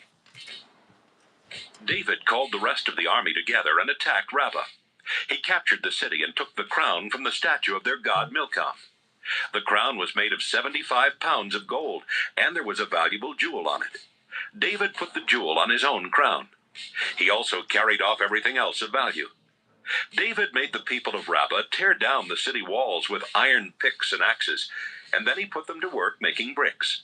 He did the same thing with all the other Ammonite cities. David went back to Jerusalem, and the people of Israel returned to their homes. 2 Samuel, chapter 13. David had a beautiful daughter named Tamar, who was the sister of Absalom. She was also the half-sister of Amnon, who fell in love with her. But Tamar was a virgin, and Amnon could not think of a way to be alone with her. He was so upset about it that he made himself sick. Amnon had a friend named Jonadab, who was the son of David's brother Shimeah. Jonadab always knew how to get what he wanted, and he said to Amnon, What's the matter? You're the king's son. You shouldn't have to go around feeling sorry for yourself every morning. Amnon said, I'm in love with Tamar, my brother Absalom's sister. Jonadab told him, Lie down on your bed and pretend to be sick. When your father comes to see you, ask him to send Tamar so you can watch her cook something for you. Then she can serve you the food.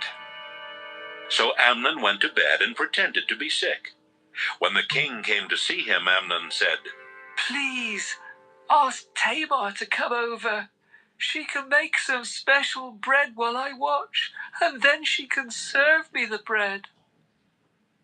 David told Tamar, Go over to Amnon's house and fix him some food. When she got there, he was lying in bed. She mixed the dough, made the loaves, and baked them while he watched. Then she took the bread out of the pan and put it on his plate, but he refused to eat it. Amnon said, Send the servants out of the house.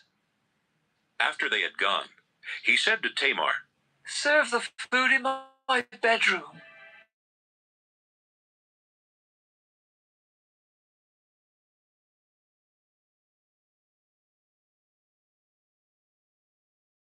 But Amnon would not listen to what she said. He was stronger than she was, so he overpowered her and raped her. Hold on, chat.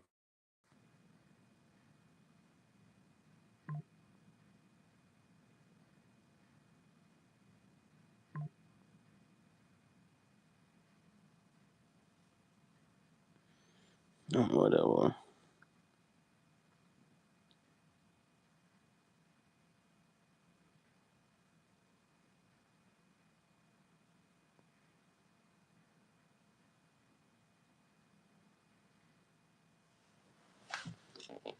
All right. We back. Then Amnon hated her even more than he had loved her before. So he told her, Get up and get out. She said, Don't send me away. That would be worse than what you've already done. but Amnon would not listen. He called in his servant and said, Throw this woman out and lock the door. The servant made her leave, and he locked the door behind her. The king's unmarried daughters used to wear long robes with sleeves. Tamar tore the robe she was wearing and put ashes on her head. Then she covered her face with her hands and cried loudly as she walked away. Tamar's brother Absalom said to her, How could Amnon have done such a terrible thing to you? But since he's your brother, don't tell anyone what happened. Just try not to think about it. Tamar soon moved into Absalom's house, but she was always sad and lonely. When David heard what had happened to Tamar, he was very angry. But Amnon was his oldest son and also his favorite, and David would not do anything to make Amnon unhappy. Absalom treated Amnon as though nothing had happened. But he hated Amnon for what he had done to his sister Tamar. 2 years later, Absalom's servants were cutting wool from his sheep in Baal Hazor near the town of Ephraim, and Absalom invited all of the king's sons to be there. Then he went to David and said, My servants are cutting the wool from my sheep. Please come and join us. David answered, No, my son, we won't go. It would be too expensive for you. Absalom tried to get him to change his mind, but David did not want to go. He only said that he hoped they would have a good time. Absalom said, If you won't go, at least let my brother Amnon come with us. David asked, Why should he go with you? But Absalom kept on insisting, and finally David let Amnon and all his other sons go with Absalom. Absalom prepared a banquet fit for a king, but he told his servants, Keep an eye on Amnon. When he gets a little drunk from the wine and is feeling good, I'll give the signal, then kill him. I've commanded you to do it, so don't be afraid. Be strong and brave. Absalom's servants killed Amnon, just as Absalom had told them. The rest of the king's sons quickly rode away on their mules to escape from Absalom. While they were on their way to Jerusalem, someone told David, Absalom has killed all of your sons. Not even one is left. David got up, and in his sorrow he tore his clothes and lay down on the ground. His servants remained standing, but they tore their clothes too. Then David's nephew Jonadab said, Your Majesty, not all of your sons were killed. Only Amnon is dead. On the day that Amnon raped Tamar, Absalom decided to kill him. Don't worry about the report that all your sons were killed. Only Amnon is dead, and Absalom has run away. One of the guards noticed a lot of people coming along the hillside on the road to Horonaim. He went and told the king, I saw some men coming along Horonaim Road. Jonadab said, Your Majesty, look! Here come your sons now, just as I told you. No sooner had he said it than David's sons came in.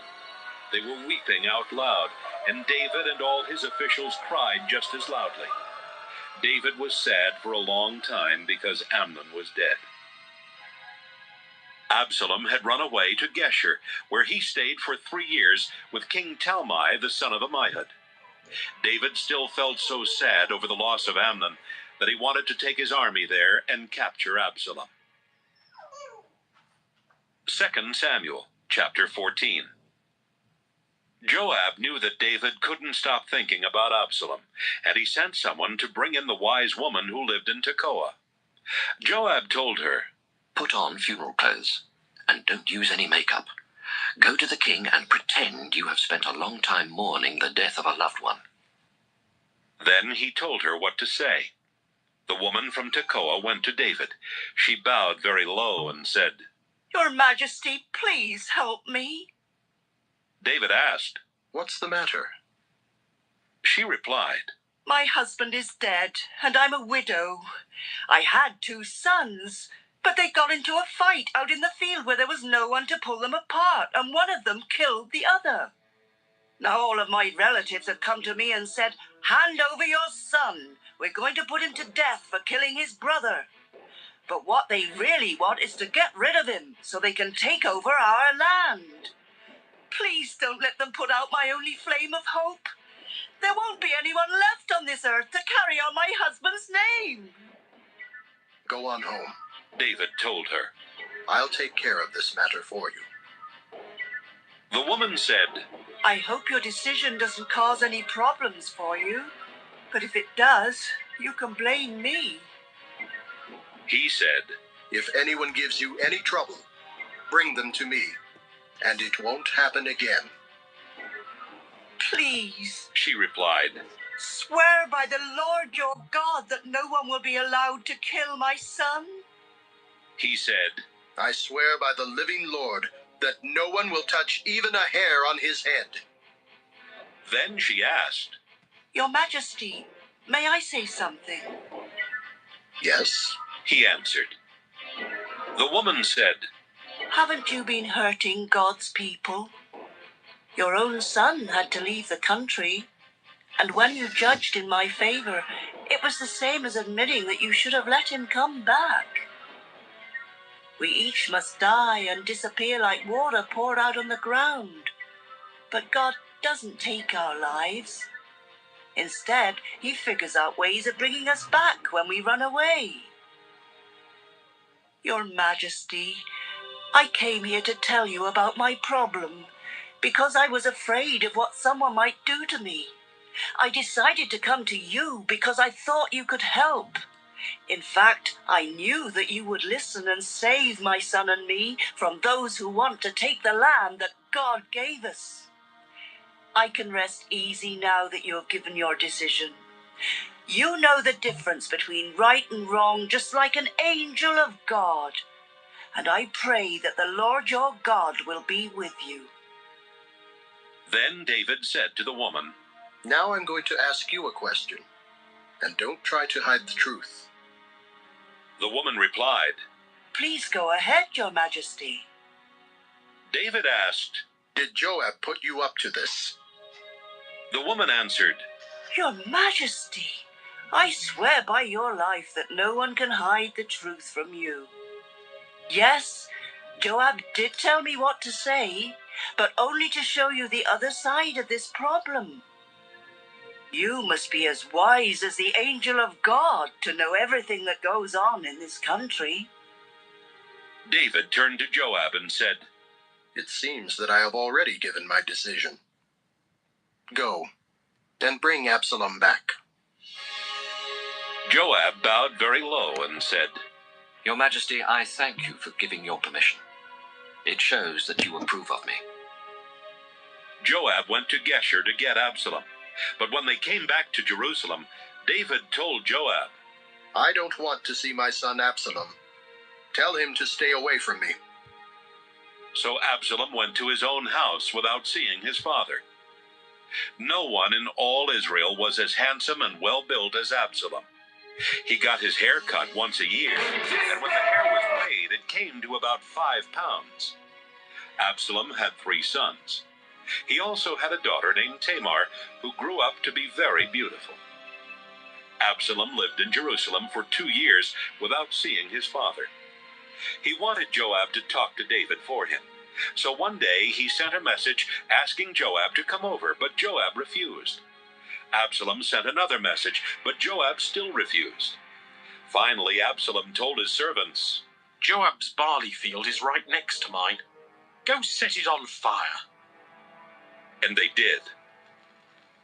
Joab went to Absalom's house and demanded, Why did your servant set my field on fire? Absalom answered, You didn't pay any attention when I sent for you. I want you to ask my father why he told me to come back from Geshur. I was better off there. I want to see my father now. If I'm guilty, let him kill me. Joab went to David and told him what Absalom had said. David sent for Absalom, and Absalom came. He bowed very low, and David leaned over and kissed him. 2 Samuel, chapter 15. Sometime later, Absalom got himself a chariot with horses to pull it, and he had 50 men run in front. He would get up early each morning and wait by the side of the road that led to the city gate. Anyone who had a complaint to bring to King David would have to go that way, and Absalom would ask each of them, "Where are you from?" If they said, I'm from a tribe in the north. Absalom would say, "You deserve to win your case. It's too bad the king doesn't have anyone to hear complaints like yours. I wish someone would make me the judge around here. I would be fair to everyone." Whenever anyone would come to Absalom and start bowing down, he would reach out and hug and kiss them. That's how he treated everyone from Israel who brought a complaint to the king. Soon everyone in Israel liked Absalom better than they liked David. 4 years later, Absalom said to David, "Please, let me go to Hebron. I have to keep a promise that I made to the Lord when I was living with the Arameans in Geshur. I promised that if the Lord would bring me back to live in Jerusalem, I would worship him in Hebron." David gave his permission, and Absalom went to Hebron. He took 200 men from Jerusalem with him, but they had no idea what he was going to do. Absalom offered sacrifices in Hebron and sent someone to Gilo to tell David's advisor Ahithophel to come. More and more people were joining Absalom and supporting his plot. Meanwhile, Absalom had secretly sent some messengers to the northern tribes of Israel. The messengers told everyone, When you hear the sound of the trumpets, you must shout, Absalom now rules as king in Hebron. A messenger came and told David, "Everyone in Israel is on Absalom's side." David's officials were in Jerusalem with him, and he told them, Let's get out of here. We'll have to leave soon or none of us will escape from Absalom. Hurry. If he moves fast, he could catch us while we're still here. Then he will kill us and everyone else in the city. The officials said, Your Majesty, we'll do whatever you say. David left behind 10 of his wives to take care of the palace, but the rest of his family and his officials and soldiers went with him. They stopped at the last house at the edge of the city. Then David stood there and watched while his regular troops and his bodyguards marched past. The last group was the 600 soldiers who had followed him from Gath. Their commander was Ittai. David spoke to Ittai and said, You're a foreigner from the town of Gath. You don't have to leave with us. Go back and join the new king. You haven't been with me very long, so why should you have to follow me when I don't even know where I'm going? Take your soldiers and go back. I pray that the Lord will be kind and faithful to you. Ittai answered, Your Majesty, just as surely as you and the Lord live, I will go where you go, no matter if it costs me my life. Then come on, David said. So Ittai and all his men and their families walked on past David. The people of Jerusalem were crying and moaning as David and everyone with him passed by. He led them across Kidron Valley and along the road toward the desert. Zadok and Abiathar, the priests, were there along with several men from the tribe of Levi who were carrying the sacred chest. They set the chest down and left it there until David and his followers had gone out of the city. Then David said, Zadok, take the sacred chest back to Jerusalem. If the Lord is pleased with me, he will bring me back and let me see it and his tent again. But if he says he isn't pleased with me, then let him do what he knows is best. Zadok, you are a good judge of things, so return to the city and don't cause any trouble. Take your son Ahimaaz with you. Abiathar and his son Jonathan will also go back. I'll wait at the river crossing in the desert until I hear from you. Zadok and Abiathar took the sacred chest back into Jerusalem and stayed there. David went on up the slope of the Mount of Olives. He was barefoot and crying, and he covered his head to show his sorrow. Everyone with him was crying, and they covered their heads too. Someone told David, Ahithophel is helping Absalom plot against you. David said, Please, Lord, Keep Ahithophel's plans from working. When David reached the top of the Mount of Olives, he met Hushai the Archite at a place of worship. Hushai's robe was torn, and dust was on his head. David told him, If you come with me, you might slow us down. Go back into the city and tell Absalom, Your Majesty, I am your servant. I will serve you now, just as I served your father in the past. Hushai, if you do that, you can help me ruin Ahithophel's plans. Zadok and Abiathar the priests will be there with you, and you can tell them everything you hear in the palace. Then have them send their sons Ahimaaz and Jonathan to tell me what you've heard. David's advisor Hushai slipped back into Jerusalem just about the same time that Absalom was coming in. 2 Samuel chapter 16. David had started down the other side of the Mount of Olives when he was met by Ziba, the chief servant of Mephibosheth. Ziba had 2 donkeys that were carrying 200 loaves of bread, 100 handfuls of raisins, 100 figs, and some wine. What's all this? David asked. Ziba said, The donkeys are for your family to ride, the bread and fruit are for the people to eat, and the wine is for them to drink in the desert when they're tired out. And where is Mephibosheth? David asked. Ziba answered, He stayed in Jerusalem because he thinks the people of Israel want him to rule the kingdom of his grandfather Saul. David then told him, Everything that used to belong to Mephibosheth is now yours. Ziba said, Your Majesty, I am your humble servant, and I hope you will be pleased with me. David was near the town of Bahurim when a man came out and started cursing him.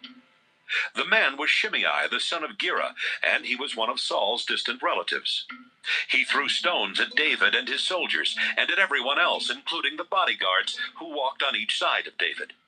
Shimei was yelling at David, Get out of here, you murderer! You good for nothing!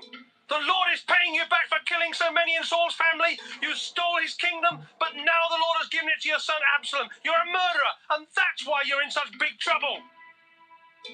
Abishai said, Your Majesty, this man is as useless as a dead dog. He shouldn't be allowed to curse you.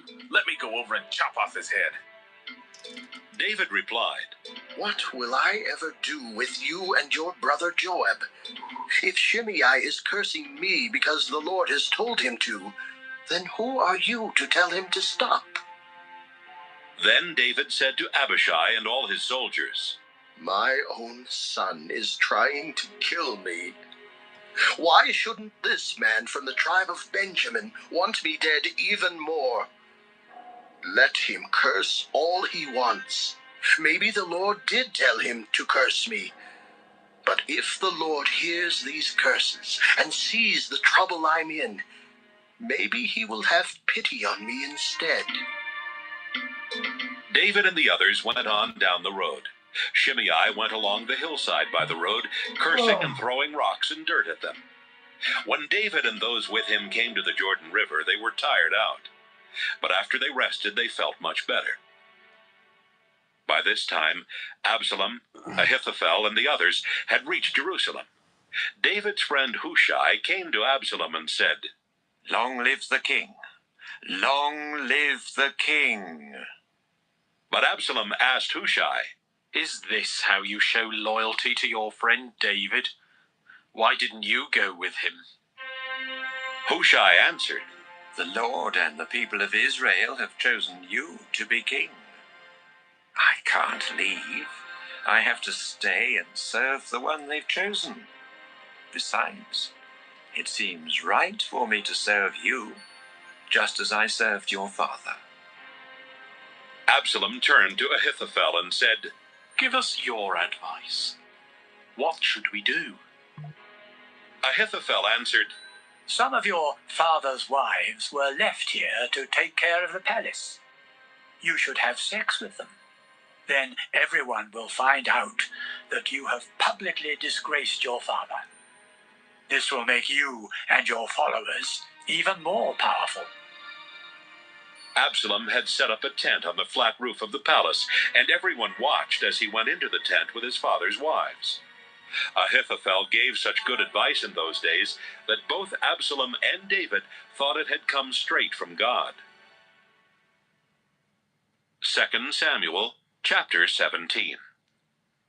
Ahithophel said to Absalom, "Let me choose 12,000 men and attack David tonight while he is tired and discouraged. He will panic, and everyone with him will run away. I won't kill anyone except David, since he's the one you want to get rid of. Then I'll bring the whole nation back to you like a bride coming home to her husband. This way there won't be a civil war." Absalom and all the leaders of the tribes of Israel agreed that Ahithophel had a good plan. Then Absalom said, "Bring in Hushai the Archite. Let's hear what he has to say." Hushai came in, and Absalom told him what Ahithophel had planned. Then Absalom said, "Should we do what he says? And if we shouldn't, can you come up with anything better?" Hushai said, "This time, Ahithophel's advice isn't so good. You know that your father and his followers are real warriors. Right now, they're as fierce as a mother bear whose cubs have just been killed. Besides, your father has a lot of experience in fighting wars, and he won't be spending the night with the others. He has probably already found a hiding place in a cave or somewhere else. As soon as anyone hears that some of your soldiers have been killed, everyone will think your whole army has been destroyed. Then, even those who are as brave as a lion will lose their courage. All Israel knows what a great warrior your father is, and what brave soldiers he has. My advice is to gather all the fighting men of Israel from the town of Dan in the north, down to the town of Beersheba in the south. You will have more soldiers than there are grains of sand on the seashore. Absalom, you should lead them yourself, and we will all go to fight David wherever he is. We will fall on him just as dew falls and covers the ground. He and all his soldiers will die. If they go into a walled town, we will put ropes around that town and drag it into the river. We won't leave even one small piece of a stone." Absalom and the others liked Hushai's plan better than Ahithophel's plan. This was because the Lord had decided to keep Ahithophel's plan from working and to cause trouble for Absalom. Right away, Hushai went to Zadok and Abiathar. He told them what advice Ahithophel had given to Absalom and to the leaders of Israel. He also told them about the advice he had given. Then he said, "Hurry, send someone to warn David not to spend the night on this side of the river. He must get across the river so he and the others won't be wiped out." Jonathan and Ahimaaz had been waiting at Rogel Spring because they did not want to be seen in Jerusalem. A servant girl went to the spring and gave them the message for David. But a young man saw them and went to tell Absalom. So Jonathan and Ahimaaz left and hurried to the house of a man who lived in Bahurim. Then they climbed down into a well in the courtyard. The man's wife put the cover on the well and poured grain on top of it so the well could not be seen. Absalom's soldiers came to the woman and demanded, "Where are Ahimaaz and Jonathan?" The woman answered, "They went across the stream." The soldiers went off to look for the two men, but when they did not find them, they went back to Jerusalem. After the soldiers had gone, Jonathan and Ahimaaz climbed out of the well. They went to David and said, "Hurry, get ready to cross the river." Then they told him about Ahithophel's plan. David and the others got ready and started crossing the Jordan River. By sunrise, all of them were on the other side. When Ahithophel saw that Absalom and the leaders of Israel were not going to follow his advice, he saddled his donkey and rode back to his home in Gilo. He told his family and servants what to do. Then he hanged himself, and they buried him in his family's burial place. David went to the town of Mahanaim, and Absalom crossed the Jordan River with the army of Israel. Absalom put Amasa in Joab's place as commander of the army. Amasa's father was Ithra, from the family of Ishmael, and his mother was Abigail, the daughter of Nahash, and the sister of Joab's mother, Zeruiah. The Israelites, under Absalom's command, set up camp in the region of Gilead. After David came to the town of Mahanaim, Shobai, the son of Nahash, came from Rabbah in Ammon. Maker, the son of Amiel, came from Lo-debar. And Barzillai the Gileadite came from Rogelim. Here is a list of what they brought: sleeping mats, blankets, bowls, pottery jars, wheat, barley, flour, roasted grain, beans, lentils, honey, yogurt, sheep, and cheese. They brought the food for David and the others because they knew that everyone would be hungry, tired, and thirsty from being out in the desert. 2 Samuel chapter 18. David divided his soldiers into groups of 100 and groups of 1,000. Then he chose officers to be in command of each group. He sent out 1/3 of his army under the command of Joab, another third under the command of Abishai the son of Zeruiah, and the rest under the command of Ittai from Gath. He told the soldiers, I'm going into battle with you. But the soldiers said, No, don't go into battle with us. It won't matter to our enemies if they make us all run away, or even if they kill half of us. But you are worth 10,000 of us. It would be better for you to stay in town and send help if we need it. David said, All right, if you think I should. Then, in a voice loud enough for everyone to hear, he said, Joab, Abishai, Ittai, for my sake, be sure that Absalom comes back unharmed. David stood beside the town gate as his army marched past in groups of 100 and in groups of 1,000. The war with Israel took place in Ephraim forest. Battles were being fought all over the forest, and David's soldiers were winning. 20,000 soldiers were killed that day, and more of them died from the dangers of the forest than from the fighting itself. Absalom was riding his mule under a huge tree when his head caught in the branches. The mule ran off and left Absalom hanging in midair. Some of David's soldiers happened by, and one of them went and told Joab. I saw Absalom hanging in a tree. Joab said, You saw Absalom? Why didn't you kill him? I would have given you 10 pieces of silver and a special belt. The man answered, Even if you paid me 1,000 pieces of silver here and now, I still wouldn't touch the king's son. We all heard King David tell you and Abishai and Ittai not to harm Absalom. He always finds out what's going on. I would have been risking my life to kill Absalom, because you would have let me take the blame. Joab said, I'm not going to waste any more time on you. Absalom was still alive, so Joab took 3 spears and stuck them through Absalom's chest. 10 of Joab's bodyguards came over and finished him off. Then Joab blew a trumpet to signal his troops to stop chasing Israel's soldiers. They threw Absalom's body into a deep pit in the forest and put a big pile of rocks over it. Meanwhile, the people of Israel had all run back to their own homes. When Absalom was alive, he had set up a stone monument for himself in King's Valley.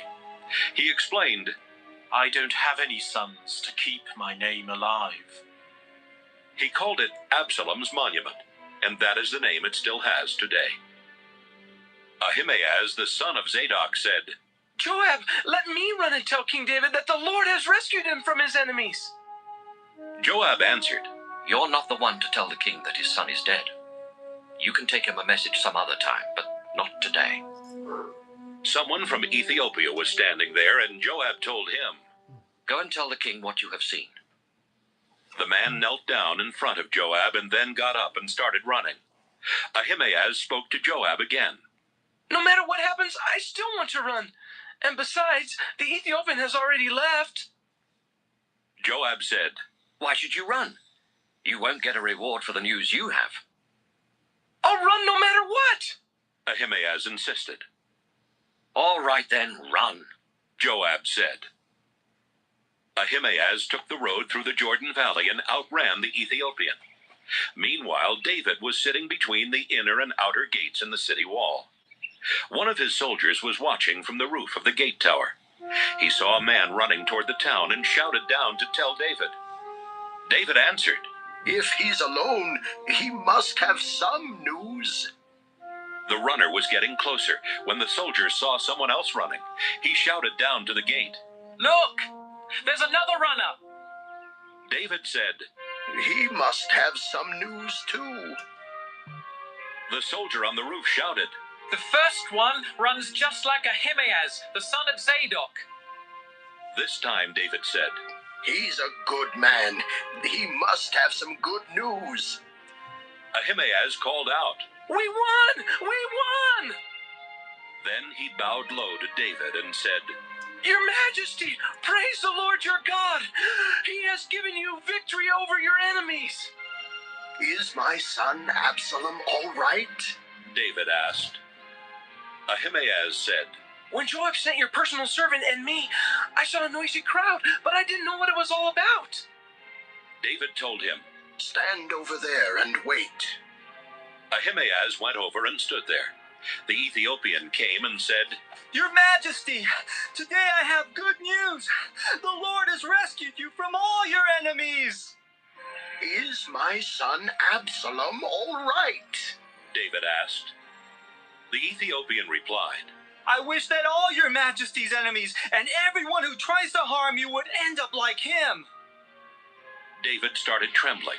Then he went up to the room above the city gate to cry. As he went, he kept saying, "My son Absalom! My son! My son Absalom! I wish I could have died instead of you. Absalom, my son, my son." 2 Samuel, chapter 19. Someone told Joab, The king is crying because Absalom is dead. David's army found out he was crying because his son had died, and their day of victory suddenly turned into a day of sadness. The troops were sneaking into Mahanaim just as if they had run away from a battle and were ashamed. David held his hands over his face and kept on crying loudly. "My son Absalom! Absalom, my son, my son!" Joab went to the house where David was staying and told him, You've made your soldiers ashamed. Not only did they save your life, they saved your sons and daughters and wives as well. You're more loyal to your enemies than to your friends. What you've done today has shown your officers and soldiers that they don't mean a thing to you. You would be happy if Absalom was still alive, even if the rest of us were dead. Now get up, go out there and thank them for what they did. If you don't, I swear by the Lord that you won't even have one man left on your side tomorrow morning. You may have had a lot of troubles in the past, but this will be the worst thing that has ever happened to you. David got up and went to the town gate and sat down. When the people heard that he was sitting there, they came to see him. After Israel's soldiers had all returned home, everyone in Israel started arguing. They were saying to each other, King David rescued us from the Philistines and from our other enemies. But then we chose Absalom to be our new leader, and David had to leave the country to get away. Absalom died in battle, so why hasn't something been done to bring David back? When David found out what they were saying, he sent a message to Zadok and Abiathar the priests. It said, "Say to the leaders of Judah, why are you the last tribe to think about bringing King David back home? He is your brother, your own relative. Why haven't you done anything to bring him back? And tell Amasa, you're my nephew, and with God as a witness, I swear I'll make you commander of my army instead of Joab." Soon the tribe of Judah again became followers of David, and they sent him this message. Come back and bring your soldiers with you. David started back and had gone as far as the Jordan River when he met the people of Judah. They had gathered at Gilgal and had come to help him cross the river. Shimei, the son of Gera, was there with them. He had hurried from Bahurim to meet David. Shimei was from the tribe of Benjamin, and 1,000 others from Benjamin had come with him. Ziba, the chief servant of Saul's family, also came to the Jordan River. He and his 15 sons and 20 servants waded across to meet David. Then they brought David's family and servants back across the river, and they did everything he wanted them to do. Shimei crossed the Jordan River and bowed down in front of David. He said, Your Majesty, I beg you not to punish me. Please forget what I did when you were leaving Jerusalem. Don't even think about it. I know I was wrong. That's why I wanted to be the first one from the northern tribes to meet you. But Abishai shouted, You should be killed for cursing the Lord's chosen king. David said, Abishai, what will I ever do with you and your brother Joab? Is it your job to tell me who has done wrong? I've been made king of all Israel today, and no one will be put to death. Then David promised Shimei that he would not be killed. Mephibosheth, the grandson of Saul, also came to meet David. He had missed David so much that he had not taken a bath or trimmed his beard or washed his clothes the whole time David was gone. After they had gone back to Jerusalem, Mephibosheth came to see David, who asked him, Why didn't you go with me? He answered, Your Majesty, you know I can't walk. I told my servant to saddle a donkey for me so I could go with you. But my servant left without me, and then he lied about me. You're as wise as an angel of God, so do what you think is right. After all, you could have killed my whole family and me. But instead, you let me eat at your own table. Your Majesty, what more could I ask? David answered, You've said enough. I've decided to divide the property between you and Ziba. Mephibosheth replied, He can have it all. I'm just glad you've come home safely.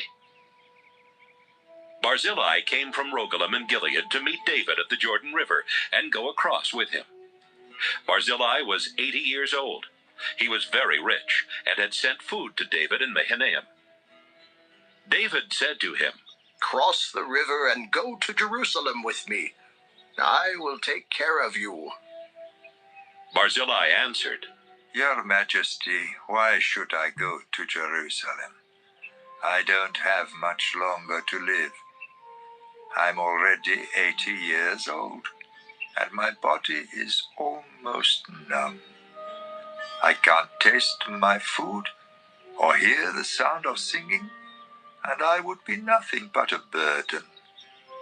I'll cross the river with you, but I'll only go a little way on the other side. You don't have to be so kind to me.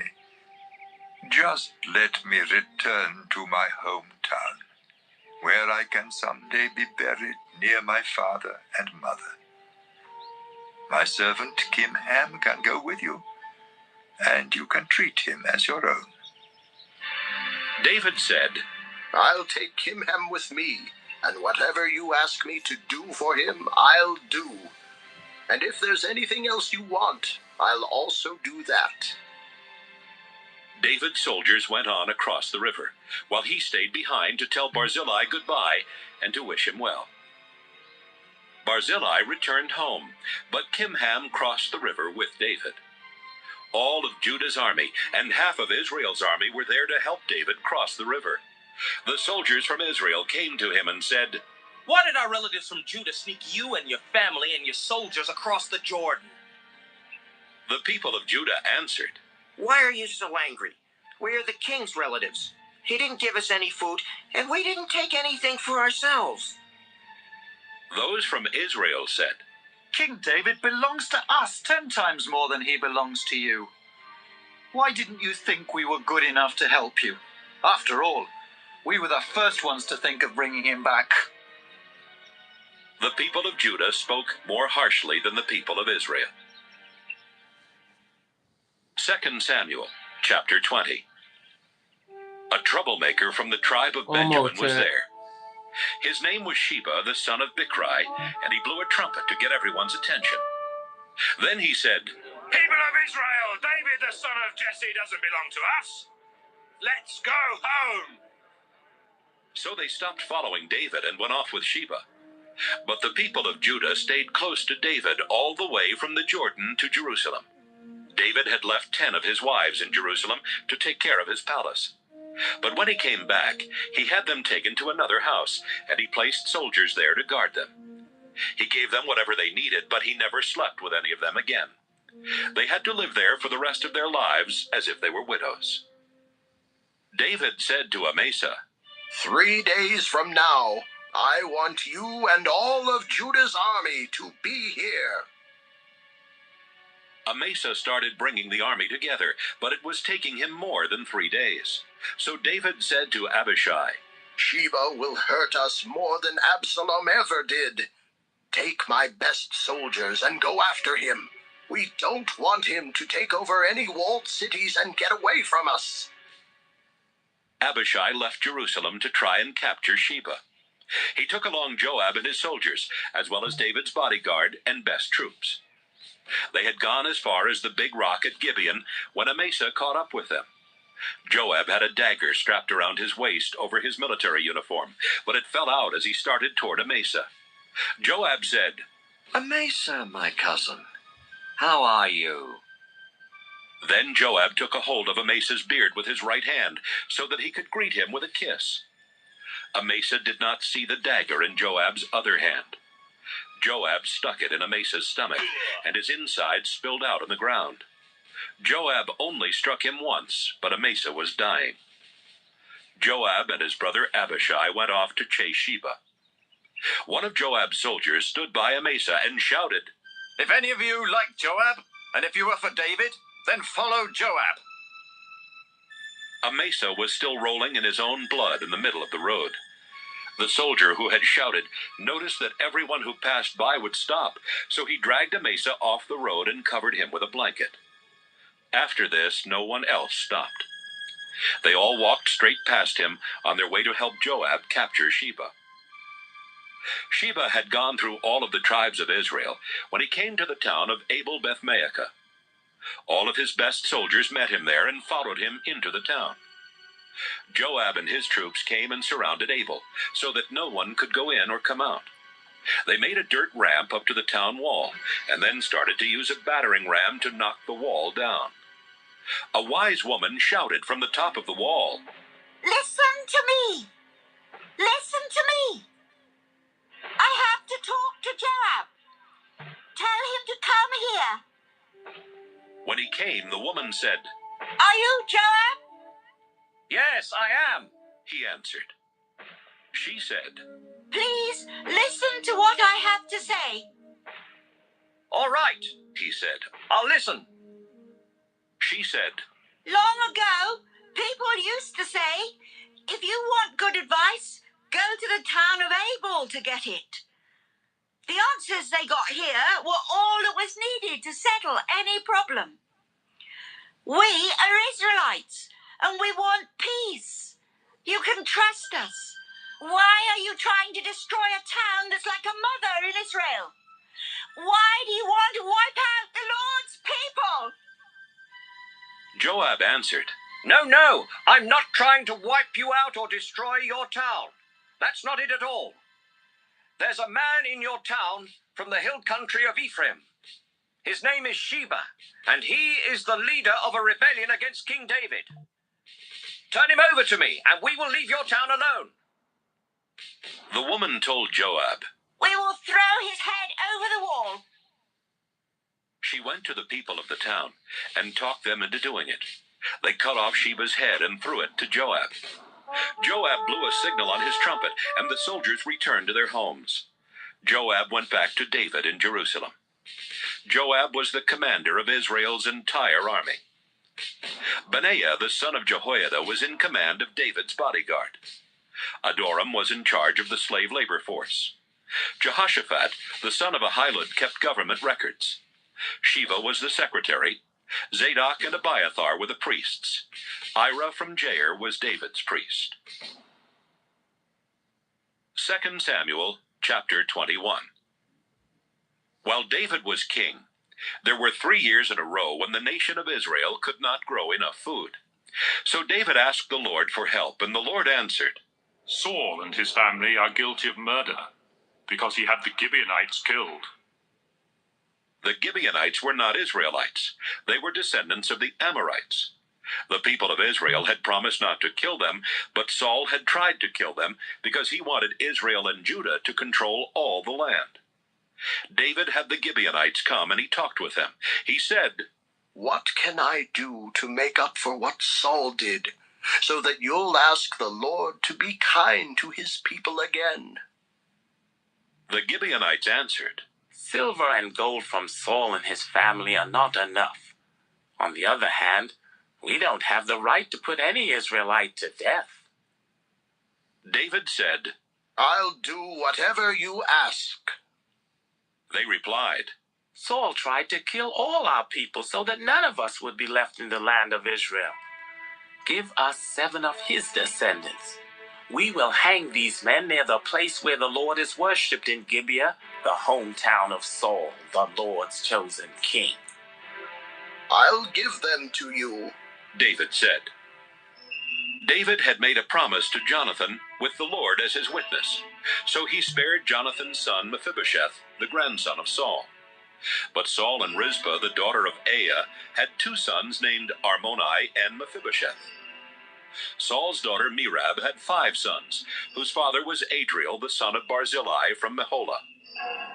David took Rizpah's 2 sons and Merab's 5 sons and turned them over to the Gibeonites, who hanged all 7 of them on the mountain near the place where the Lord was worshipped.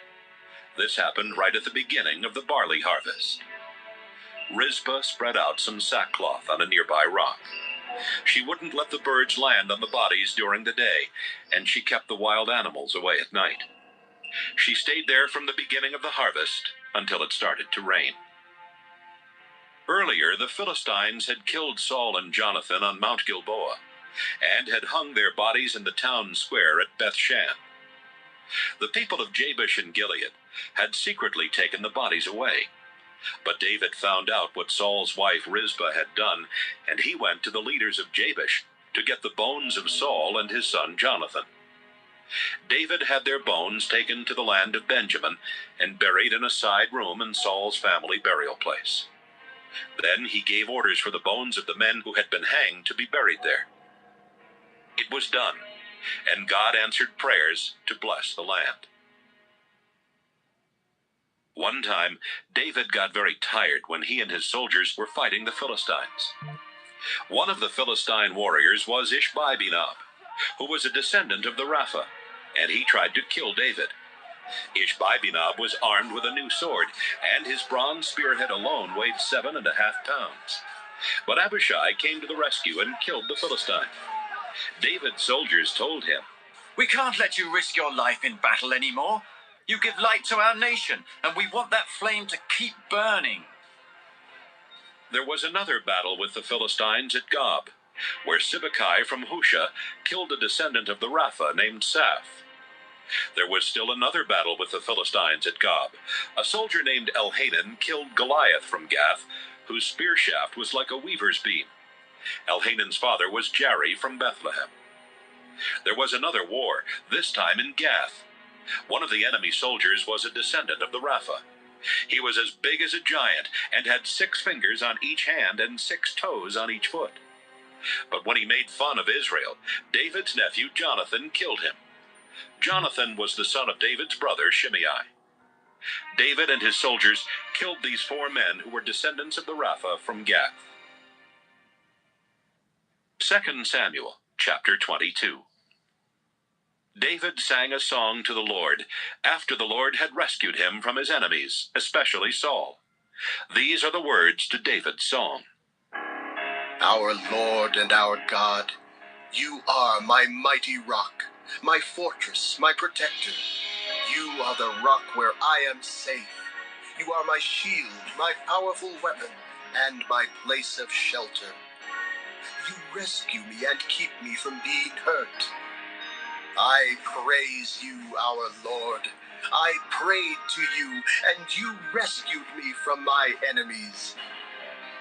Death like ocean waves surrounded me, and I was almost swallowed by its flooding waters. Ropes from the world of the dead had coiled around me, and death had set a trap in my path. I was in terrible trouble when I called out to you, but from your temple you heard me and answered my prayer. Earth shook and shivered. The columns supporting the sky rocked back and forth. You were angry and breathed out smoke. Scorching heat and fiery flames spewed from your mouth. You opened the heavens like curtains, and you came down with storm clouds under your feet. You rode on the backs of flying creatures. You appeared with the wind as wings. Darkness was your tent. Thunderclouds filled the sky, hiding you from sight. Fiery coals lit up the sky in front of you. Lord Most High, your voice thundered from the heavens. You scattered your enemies with arrows of lightning. You roared at the sea, and its deepest channels could be seen. You snorted, and the earth shook to its foundations. You reached down from heaven, and you lifted me from deep in the ocean. You rescued me from enemies who were hateful and too powerful for me. On the day disaster struck, they came and attacked, but you defended me. When I was fenced in, you freed and rescued me because you love me. You are good to me, Lord, because I do right, and you reward me because I am innocent. I do what you want and never turn to do evil. I keep your laws in mind and never turn away from your teachings. I obey you completely and guard against sin. You have been good to me because I do right. You have rewarded me for being innocent by your standards. You are always loyal to your loyal people, and you are faithful to the faithful. With all who are sincere, you are sincere, but you treat the unfaithful as their deeds deserve. You rescue the humble, but you look for ways to put down the proud. Our Lord and God, you are my lamp. You turn darkness to light. You help me defeat armies and capture cities. Your way is perfect, Lord, and your word is correct. You are a shield for those who run to you for help. You alone are God. Only you are a mighty rock. You are my strong fortress, and you set me free. You make my feet run as fast as those of a deer, and you help me stand on the mountains. You teach my hands to fight, and my arms to use a bow of bronze. You alone are my shield, and by coming to help me, you have made me famous. You clear the way for me, and now I won't stumble. I kept chasing my enemies until I caught them and destroyed them. I destroyed them. I stuck my sword through my enemies, and they were crushed under my feet. You helped me win victories and forced my attackers to fall victim to me. You made my enemies run, and I killed them. They cried out for help, but no one saved them. They called out to you, but there was no answer. I ground them to dust, and I squashed them like mud in the streets. You rescued me from my stubborn people, and made me the leader of foreign nations who are now my slaves. They obey and come crawling. They have lost all courage, and from their fortresses they come trembling. You are the living Lord. I will praise you. You are a mighty rock. I will honor you for keeping me safe. You took revenge for me, and you put nations in my power. You protected me from violent enemies, and you made me much greater than all of them. I will praise you, Lord, and I will honor you among the nations. You give glorious victories to your chosen king.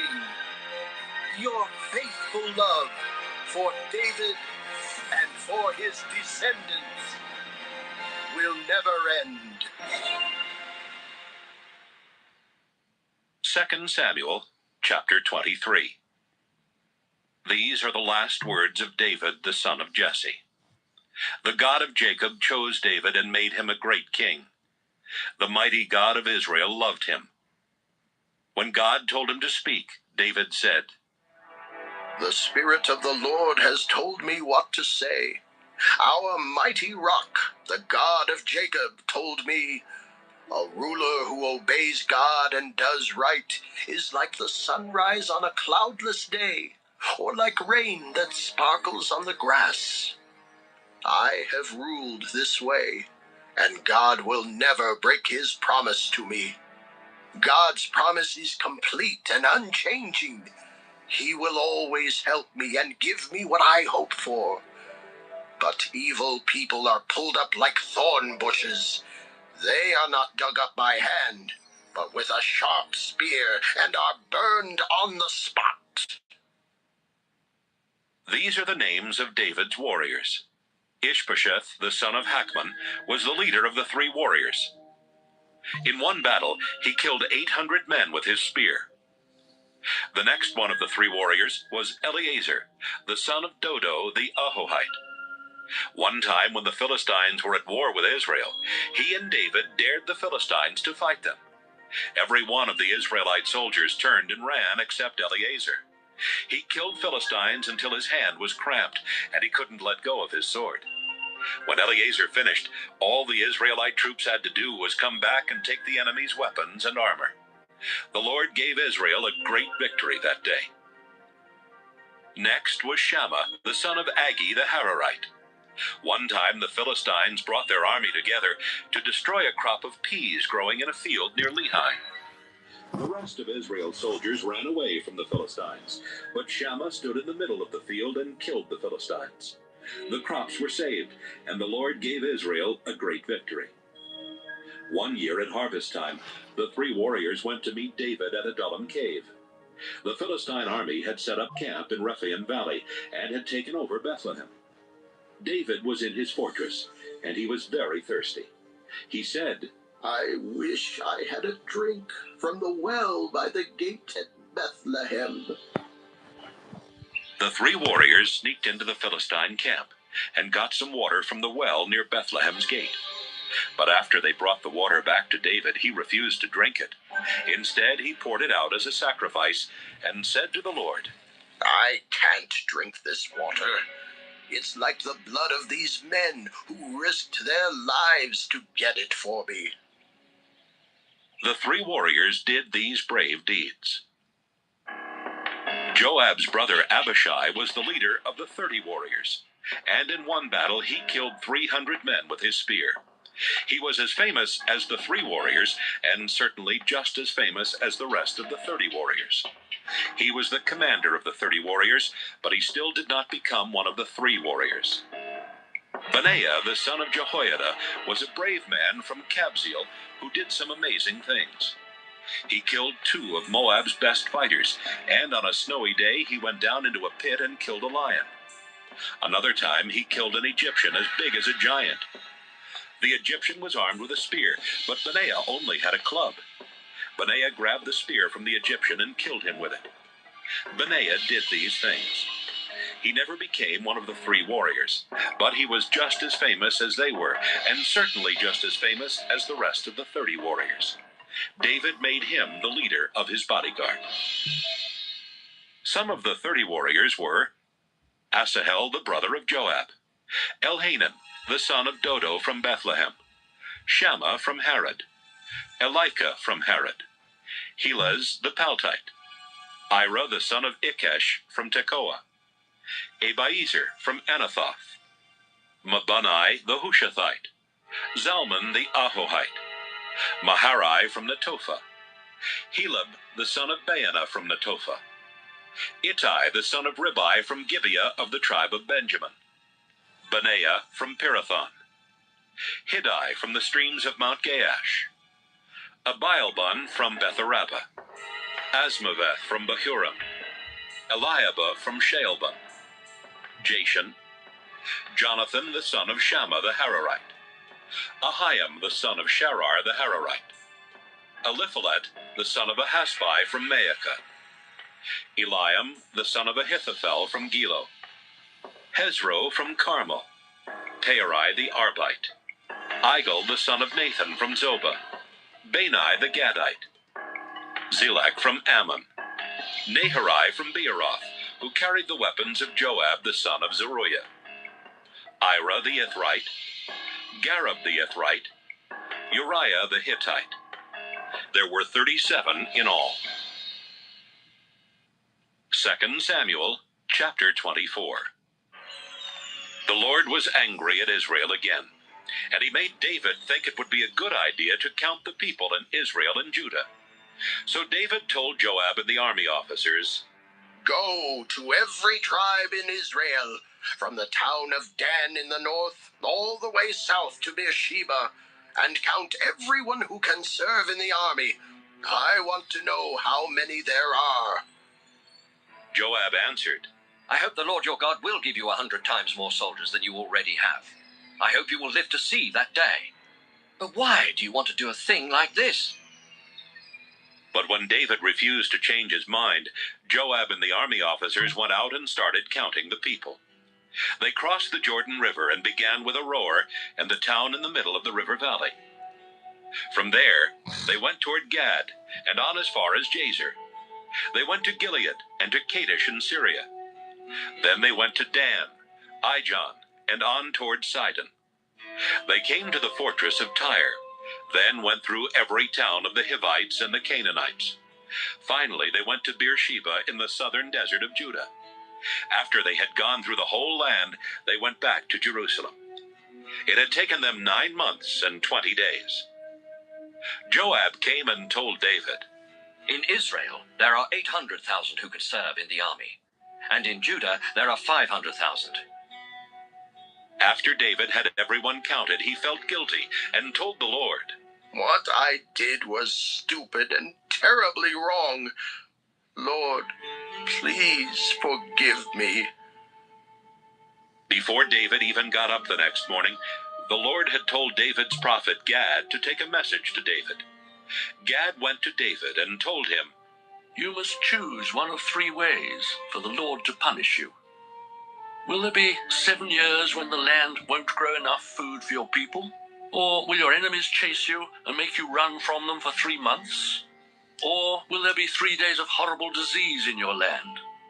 Think about it and decide, because I have to give your answer to God who sent me." David was really frightened and said, "It's a terrible choice to make. But the Lord is kind, and I'd rather have him punish us than for anyone else to do it." So that morning, the Lord sent an angel to spread a horrible disease everywhere in Israel, from Dan to Beersheba. And before it was over, 70,000 people had died. When the angel was about to destroy Jerusalem, the Lord felt sorry for all the suffering he had caused and told the angel, "That's enough. Don't touch them." This happened at the threshing place that belonged to Araunah the Jebusite.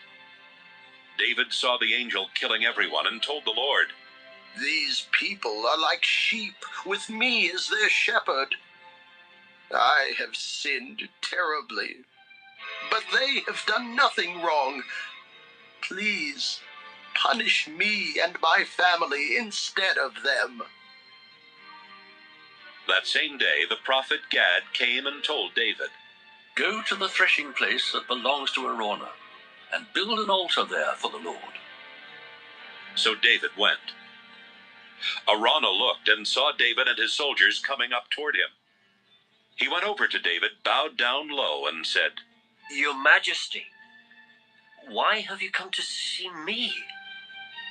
David answered, "I've come to buy your threshing place.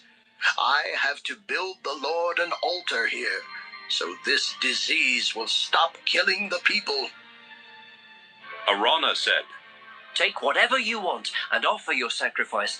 Here are some oxen for the sacrifice. You can use the threshing boards and the wooden yokes for the fire. Take them. They're yours. I hope the Lord your God will be pleased with you." But David answered, "No, I have to pay you what they're worth. I can't offer the Lord my God a sacrifice that I got for nothing." So David bought the threshing place and the oxen for 50 pieces of silver. Then he built an altar for the Lord. He sacrificed animals and burned them on the altar. The Lord answered the prayers of the people, and no one else died from the terrible disease.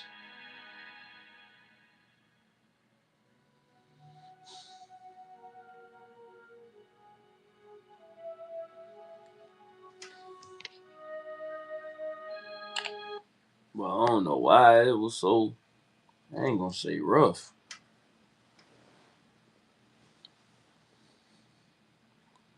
That just seemed like it took a long time to get through that book. 2 hours? Okay.